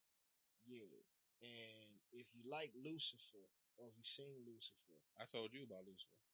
Oh, you did? Yeah. Well, you be having the intel on all the good shows. But yeah, that's what I'm watching right now. Lucifer. Mm-hmm. Lucifer, Daybreak, and the Umbrella the Umbrella Project or Project Umbrella Academy. Yeah, that right there. That John tough, right? Yeah. So, what season are you on Lucifer? I'm still early into it. I'm not all the way caught up yet. Season 1, season 2? 2. Okay. So, season 4 is when Netflix picked up the project. So, they it's a shorter amount of episodes, and it's a little bit looser, like with the violence and the cussing. You know what I'm saying? So, you're going to pick up on that in season 4. But season 5, part 1 was pretty good. Mm-hmm. They finally introduced God in the jump. So it just it reminded me of Supernatural the way they did that. Supernatural. See, I never got into Supernatural.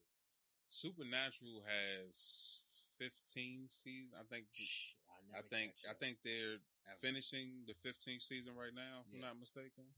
But I was rocking with it since 2005. Like the commercials that started out on the still CW show, but this was around the time I think Smallville was on season 9 when Supernatural started. So that kind of took over another one of the shows that I was watching. But I followed it since the beginning. What got me hooked was the end of season 2. Okay. I would catch a piece of an episode here and there from season 1, but the end of season 2 was called The Day Hell Broke Loose, the last 2 episodes of the season. So I was like, this shit look interesting. And my man from Leverage, who played Hardison, his name is Aldous Hodge. Okay. He was in the episode. So that's what made me watch it, because I like his acting. So I was like, man, this junk tough. And basically for the first 3 or 4 seasons, I can say more than 3 or 4 seasons, at least from what I noticed, like every episode in the first 5 minutes, or right before the intro came on or whatever, somebody was getting murdered. Like it was always a murder. Somebody was getting murdered, and I was just like, they start off every show like this. This shit is crazy, but it was funny. It was unique and it was different, and I like the way they tied, um, you know, Christianity into it, and they gave angels, the history of God and everything. They gave the supernatural a human perspective. So it kind of humanized the Bible. Well, not to saying that what I'm saying, it's not humanized itself, but it made it, I guess you could say, understandable from like their perspective, like, what the text says and then what they actually meant by it. You know what I'm saying? So it's like, oh, like what if this writing was kind of accurate to how, what I'm saying, these people actually are. So that's why I suggest anybody to take take a look at it, and give it a chance, because I'm always a fan of a good science fiction theoretical show. Well, if you like science fiction, like I know you do and I do, I would, and I recommend this. This show been out on Netflix for a minute, but if you've never seen Black Mirror, I highly recommend you check that out. I started watching it, man, but I be on so much different shit. Like I would have to dedicate like a allotted amount of time to sit there and binge it, because like I'll get a notification on my phone from one of my favorite YouTubers or something. I get to watching that. I'll forget about what I'm watching on TV. Well, Black Mirror, I recommend there are 3 or 4 episodes that I like, and it's kind of like a Twilight Zone. It's got that type of feel to it. But there's an episode called White Bear. There's another episode called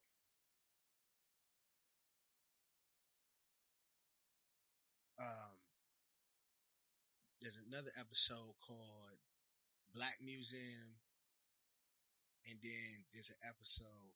It's based off it's a lot of Easter egg Star Trek shit in this one. Okay. It's called USS Callister.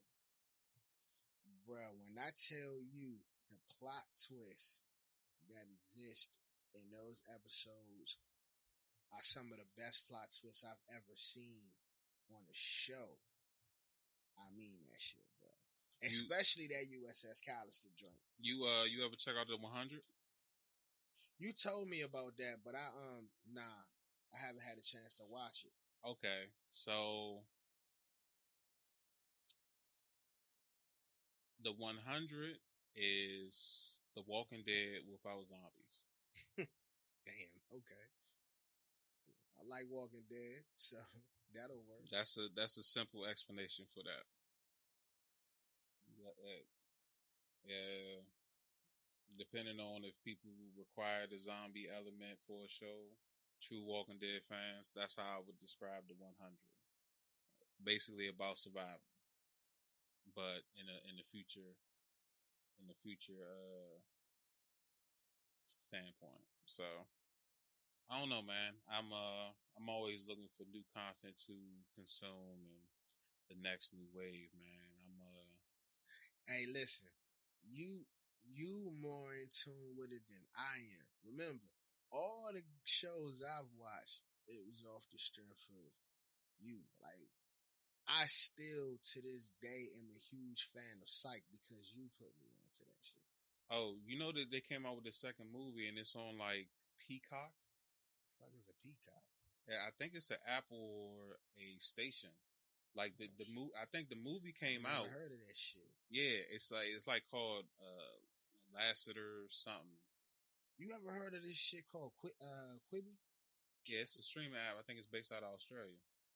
Man, it's a lot of. I see a lot of shows coming out on that platform. Like I think Kevin Hart has something on there. What is it called? I think it's called Die Hard. Die Hard? Yeah. That's on Quibi? I believe so. Okay. So he must have shot that movie last year. Excuse me. I don't know that it's a movie. I thought it was a TV show. I thought it was a show, like a series. I thought it was a movie. Oh, like John Travolta's in it, right? Yeah, I think he is. I think it's a couple of stars in that joint. Now that joint with Chris, is it Liam Hemsworth? Chris Hemsworth's brother, Thor. Okay. It's a movie about him. He's like I don't know what his background is, but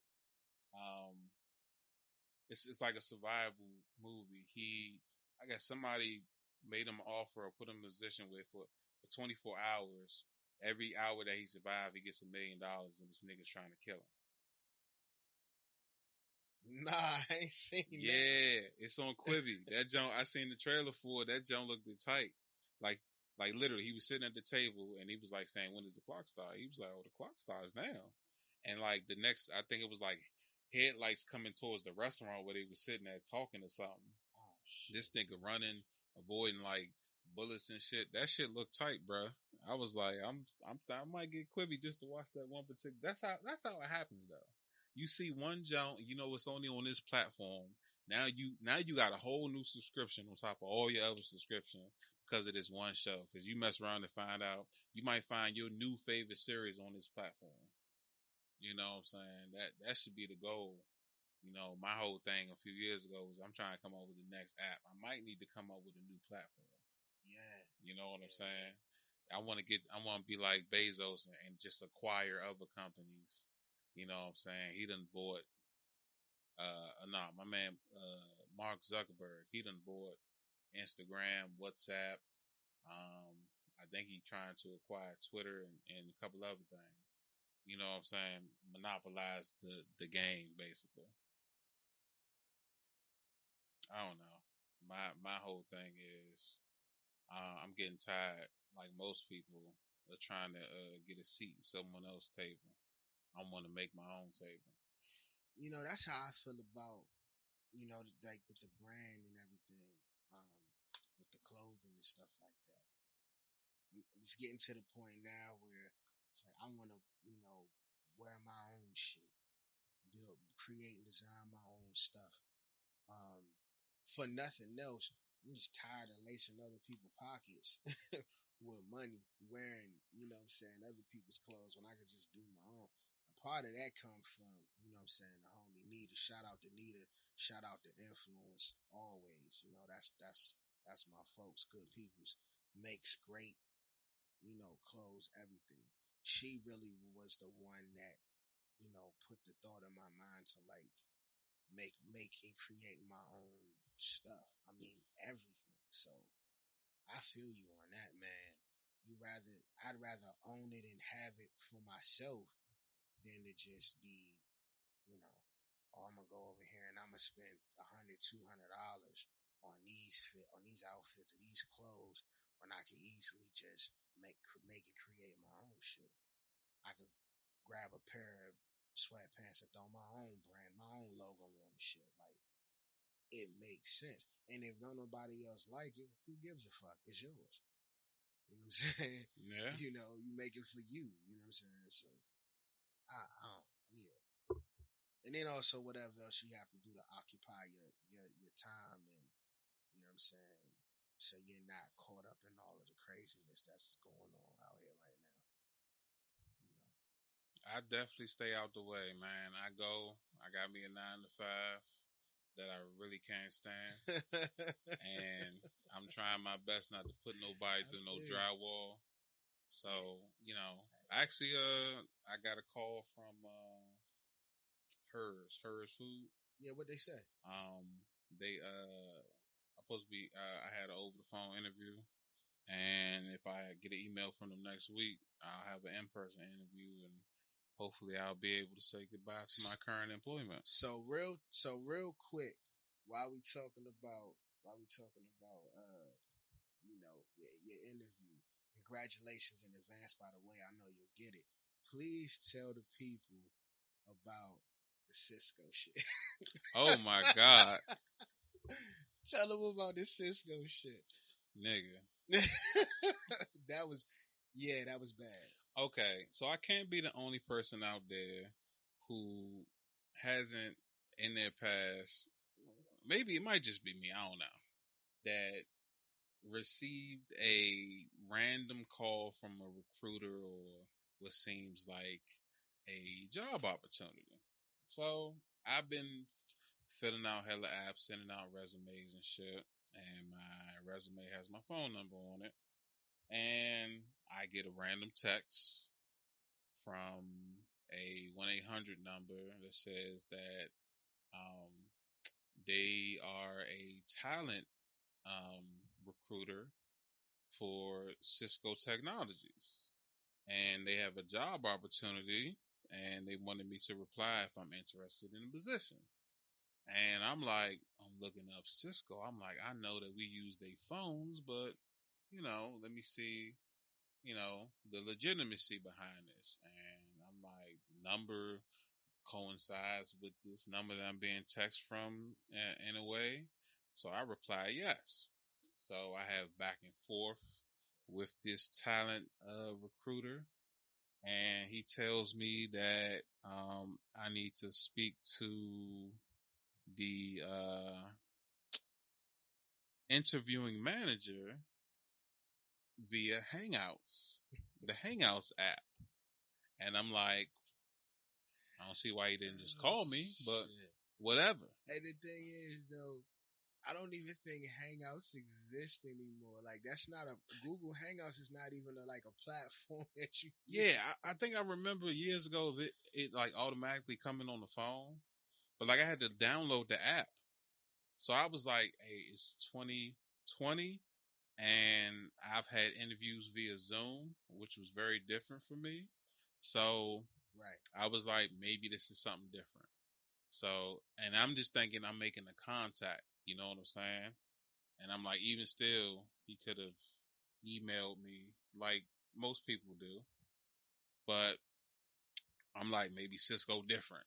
You know what I'm saying? So anyway, I connect with this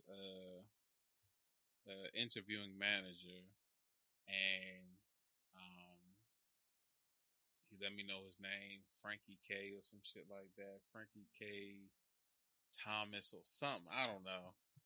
And he's like, okay, well, do you have 20 minutes? We can begin the interview. I'm like, interview? I'm messaging you on the app. What do you mean interview? And I'm like, and I reply, do you mean via text?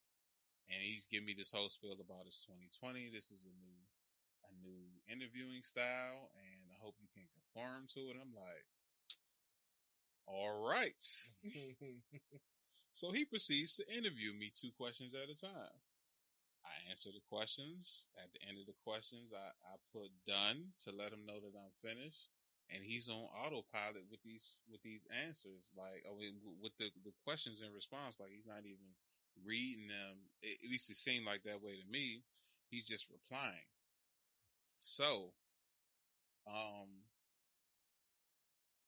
at the end of the interview, he tells me, about the position, the starting salary, and about the hours. And I'm like, okay, sounds good. It's a remote job. And I was like, you know what I'm saying? Sounds like an okay offer, but I'm not feeling this whole interview, quick response, question, text entanglement I'm in right now. It's an entanglement. So job entanglement. yeah. So he's like, I have to send the results of your interview to the hiring board and get back to you shortly. And I'm like, you mean today? And I said that to myself, and I'm like, okay. So I figured like I would hear from them next week. And like 2 hours later, he sends me a message and saying, uh, words back in, I would like to formally, offer you the position for, what I'm saying, for the job you apply for, whatever, whatever. So I was like, okay. And he said, he started asking me, do I have a laptop, a 3-in-1 printer, a dedicated phone line? And I'm like, yeah, I currently do have these products. And he's like, okay, cool. Um, we're going to send you a check to purchase everything you're going to need for your job. And we also going to need to know the service provider you had so we can come in and have them set up a new phone line. And I'm like, that's different. Never heard about that. Like typically they would just, you know, provide you with equipment especially from a tech company. Yeah, usually any type of job where you're going to be doing teleworking, they don't cut you a check. They don't send you a check in the mail and say, cash this check and then go take the money and buy everything that you need. So he gave specific instructions. He's like, to make sure that you pay attention and you're detail oriented, we're going to send you a check for X amount of dollars, and we're going to put $100 extras in there as a signing bonus.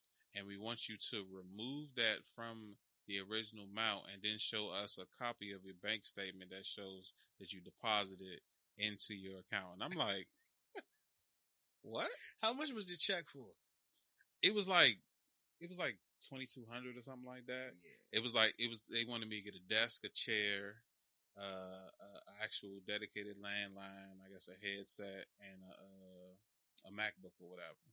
And I'm like, that sounds like you giving out free money, which is just stupid. So I'm just like, wow. Out of all people, I get hit with the bullshit. The next day, like after that, he said you'll receive an official offer letter by email the next morning. When you get it, please sign at the bottom and respond via email. And I said, okay. I woke up the next day. It was like 12 o'clock or 11 o'clock. And he sends the offer letter. And it looks like they copy and pasted, confidential in the background of a scanned letter, like an offer letter with like my name and then like a blank space for my address and all that. The amount they was going to pay, the salary, the working hours, all like it looked like the worst, fakest legit paperwork I ever seen in my life. And I had to call somebody and ask them. I had to let somebody know what was happening and to make sure I wasn't tripping when I'm assuming like this sounded like bullshit. And I called my friend Kevin. Of course he called me. And after I told him, basically I told him the details of the job. But when I started telling him about the interview process, I could hear him adjust his body. You know, when you sit up and you like, all right, I got to change the way I was sitting because now you're saying something that doesn't sound right. Like I could hear him adjust himself on the phone. He's like, okay. And they're going to send you a check. And his next question was, did you give him any of your personal information? I'm like, nigga, no. But look, the funny thing about it is, I was like, I have to see I was like, I had to see the paperwork just to make sure. He's like, yeah, come to the door. I'm at the door. I was already on my way to his house. I had to share this with somebody because I was like, only me, man, only I would get a job offer via text. Yeah, via text from a fake recruitment scammer using a legitimate company as the ploy. Yeah, you're not the only person that happened to, but via text, yeah. I got hit with something like that when I was in college, man. This was after, I had gotten into a little bit of trouble that I had gotten down there. And, was looking for work. And so at that time, and I don't know if Craigslist is even still a thing, but at that time I was think looking for. Backpage moved to Craigslist, didn't it? I thought all that shit got shut down because Backpage was like trafficking. They got caught up in like sex trafficking and all that. I don't know. Shit. I know it moved to a different site. Mm-hmm. But I was on Craigslist looking at jobs, and so I remember I saw something on there about mystery shopping. So mystery shoppers is like a legit job. It really is a job. But so I had filled out the paperwork and all that, and I never heard from these people. But I did submit my resume to them, and I never forget. I got a check in the mail for like 2 G's. So I'm looking at this check, and I'm around some of my associates from school who are educated, but they knuckleheads, and they like, man, fuck that job. You take this $2,000 and cash it, and we can do some things with this $2,000. I think if you were a mystery shopper, they would send you a credit card, possibly. So they can track everything. This is what I was supposed to do, though. Once I got the email and the information, what I was supposed to do is I was supposed to cash the check into my account, and then I was supposed to withdraw the money, and I was supposed to go to these specific stores to make purchases. And the final task was to take the rest of the money, a portion of the money, which was like, I don't know, 1,800 or whatever, some high amount, and then send that money to some account via Western Union. And my dumb ass cashed the check, right? So after I cashed the check and then I got the instructions, I'm like, nah, this don't sound right. So I had to call the bank, tell them what happened, and I told them to put a stop payment or a stop on the check. I told them not to cash it, like take it and just, take it off my account balance and all that. And the motherfuckers charged me a fee for that shit. And I remember that shit put me in the negative, and then they hit me with overdraft charges. Man, I tried everything in my Bank power. of America? You know. That sounds like Bank of America. You already know. Shout out to BOA. Nah, not really. Not really. Nah, not really. But I tried everything in my power to find these people. I tried to research the email, the phone number, and all that shit was like some overseas accounts in like Europe, Mexico. I was just like, bro, this shit terrible. So I say that to say this, because we're going to try to educate some of y'all too. If you come across some shit like that, just totally disregard it. We actually looked up the name of the recruiter. I think his name was Frankie K. Thomas, if I'm not mistaken. We looked his name up in the Cisco employee directory. There wasn't a Frank, a Frankie, a Francis, nothing like that existed in that employee There was nothing professional about it. He was like, call me Frankie K. I was like, okay, like I'm sitting in front of you. That's the way he was treating it. I was like, whatever, motherfucker. That shit was yeah, man. People, that's some, not even gonna say that's a new wave. You know what I'm saying? But if a person can try to get over on you on some scam shit, they'll do it. I had a person call me and tell me that I owed them $1,500, and I'm like, nah, bro. You got the wrong person. You might be talking about my dad or something. We share the same name, and no, I'm not giving you his information.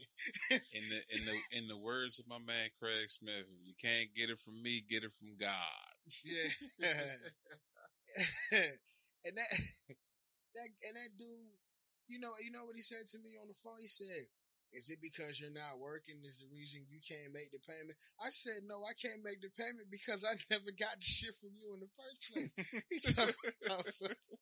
talk about some, sir. Well, we have the documentation that says we deposited the shit directly into the account. I said, I tell you what you do then. What's the account number? I ain't even say all that. I said, you take me to court and I'll pull my bank documentation and my statements and I'll present them in court in front of a judge and then you can argue your case there. And he was like, he got silent and then he just was like, all right, well, we'll just try to call you back in a couple days and see if you reconsider. I just hung up. I was like, bro, whatever. You know, I love scammers that call me when I got time. When I got time. I got time today. When I got time, oh, man, I enjoy taking 30 minutes to an hour out of it. Man, one time a scammer called me 15 minutes before I got off work. And what's the shit that pop up? Scam Likely? Yeah. Scam Likely popped up. I was like, you know, I hit the volume button to let the volume go off, and I looked at it. I said, I got time today. I picked up the phone. Hello? Hey, how's it going? It was a guy who sounded like he was from the Middle East, but his name was Randy. Hey, how's it going, Randy? And he was calling me with a great opportunity to receive some money. The only thing I had to do was pay like a fee to receive the money. And I was like, oh man, that sounds like a great offer. Yeah. I was like, what do you need from me? Well, we just need your address and your credit card information. I said, okay, great.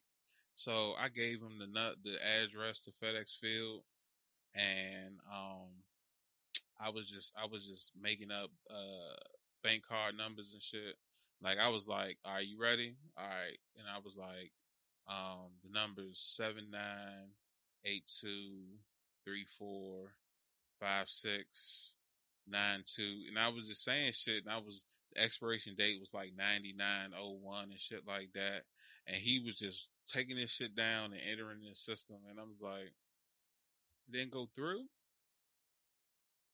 Hold on. I'm gonna tell you the number again. And I would give him a completely different number, and this motherfucker still try to run this shit. Nigga, I'm on my way to Shoppers. I'm going grocery shopping. I'm talking to this nigga. I'm in line. I'm buying milk and shit like that. I'm putting them on hold, talking to cashiers and shit. So, at this time, it's been like 42 minutes. I done stopped and had a conversation. I done got into arguments with people in traffic and shit, and he's being so patient with me and shit. So I was like, all right, man, I'm gonna put it on my Visa card, and hopefully this will work. So I'm looking at like gift cards at the register, and I'm reading off gift card numbers and shit. And he's like, it's not going through, sir. I get home, I'm taking groceries in the house. I'm still talking to this nigga. I'm walking past the folks. I'm like, hey, what's up? Who are you talking to? Oh, I'm talking to Randy. And you know what I'm saying? He's like, tell them I said hi, all this shit. He's trying to be as polite as possible because he want this money. He been on the phone with me for an hour, and I messed around and got a phone call and clicked over. I clicked over, had my phone call for about 20 minutes, and went to hang up, and I seen the Scam Likely pop up on resume call. I was like, hello? Randy, you still there? He said, hey man, did you finally get the card information? I was like, hey bro, you know I was fucking with you, right? He probably was mad. And then you could just hear like, it sounded like a call center in the back. That's all you heard in the background. I said, you there, Randy? Yeah. I was fucking with you, my nigga. Get the fuck off my phone. You ain't getting this shit from me. Dead silence. Didn't say anything. I said, put me on speakerphone. Maybe they can translate this shit. I was fucking with your bitch ass. Get off my line. I hung up and blocked them. So I have not had the pleasure of that. Man, like I said, when I got time, oh man, it's we going on an adventure. You gonna remember this shit. If you gonna call me and you think you're going to manipulate me or steal from me or take anything from me just because you feel as though I'm foolish enough to fall for your bullshit, I'm going to give you the energy. I'm going to give you this energy that you want. And just the simple fact that I can't put my hands on you, this is what you're going to get. You know what I'm saying? And if I was a hacker, nigga, I'll be trying to get in your shit while you talking to me about mine. Man, that shit remind me of this time when I was in college, and nobody was trying to get anything from us, but I think the young Jehovah Witnesses guys, these two young white boys, they came knocking on the door, and I was in the house, you know what I'm saying, with my girl at the time, and I say my ex girl at the time, and we just decided we were going to do like a Kevin Hart reenactment about the sip of the juice. Mm-hmm. So she come downstairs by the door, and I'm like, "Don't you open that goddamn door till you tell me what the fuck you did." She like, "I didn't drink all the juice." I'm like, "All you left was a little bit of the goddamn corn and shit. This the shit I'm talking about, Betty. This the shit I'm talking about." And I'm walking up the stairs. I'm like, drinking all the goddamn juice, leaving me a fucking quarter. This that bullshit. Next time your ass out of here. And I looked out the window and I could see the white boys like slowly walking into the street. A sip of my goddamn juice. And they just was like, they just moseyed on up the street. And when they kept looking back at the door, like, oh my God. Yeah. Yeah. We laughed about that shit. Man. I like fucking with people that, you know, just come with a bunch of BS. Not saying that they were, but yeah.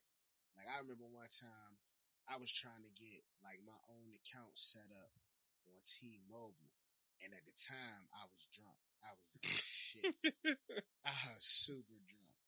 And so I'm trying not to get frustrated with the lady, but she's, like, asking me 1,000,001 questions about my account, what I have to do about this and Social Security and da-da-da-da-da. And I'm like, I'm not supposed to give you this information. So once this shit was all said and done, I'm like, okay, you want to keep me on the phone? All right. Now we going to get personal. So she's like, oh, I'm like, no, hold on. So how you doing today? And I don't think anybody asked you how your day has been. How are you? And she's like, oh, well, I'm really good. I'm like, it's good to be good. It's really good that you feel great. I'm glad that you feel great. Feeling great is the greatest thing of greatness. Like, I'm leaning on this lady. And at the time, my moms and my sisters is all in the house. And they all in the background cracking up like, leave that lady alone. I'm like, I'm not going to leave her alone because I'm not messing with her. I'm talking to her about greatness. I'm going back and forth. And you can hear the lady, she's just like, yeah, that's, slowly backing away from the phone and the headset, like, excuse me, what'd you say, Randy? I gotta go. Oh man, yeah, that shit was great. I dragged her for like 30-40 minutes, and I was drunk I was like really drunk. So yeah, if I'm tipsy to the point that I could focus on fucking with somebody like that, I can do the same thing. You still drinking like that? No, really. I drink sparingly now. But I mean, I can't tell you the last time I was drunk. I tell you last time I was fucked up. But out of control of my faculties drunk? Nah. Man, shit. Man, you know, I quit drinking, so I'm already shot, my brother. You know, but you know, I digress. Most definitely. You know, hey man, this has been fun. It's been a little over 2 hours. Oh, okay. Yeah. I think it's time to go ahead and wrap this thing up. Then. Hey, look, man. You know, just because we did this, don't mean it's gotta be the last one. You know what I'm talking about? Nah. You know. I still don't think I'm interesting enough to be, you know, a guest on your podcast, but I'm going to come and show support to my family, my brother, every time, no matter what.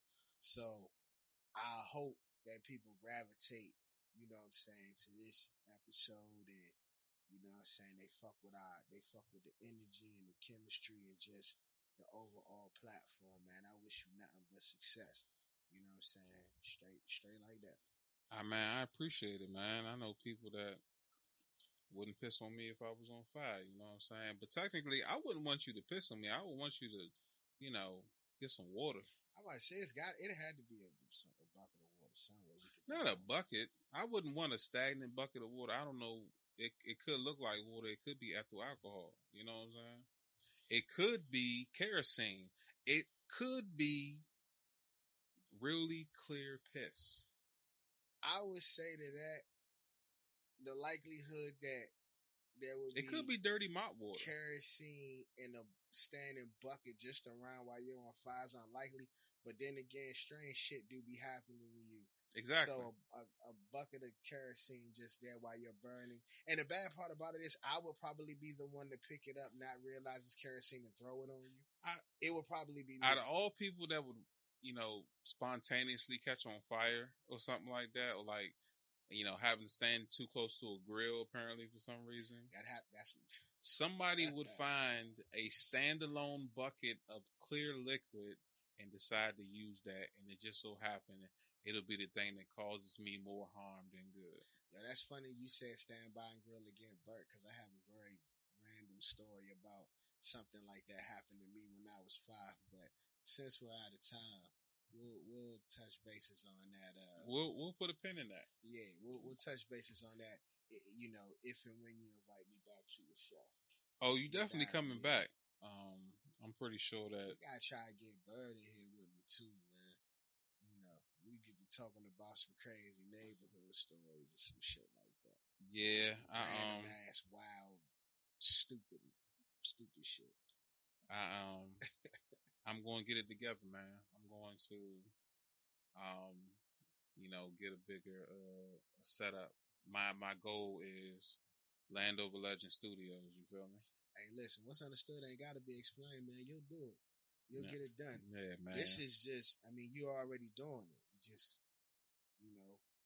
do it bigger. And it will. It'll come to fruition, you know what I'm saying, in due time. I'm happy to be a part of this. Thank you for having me on.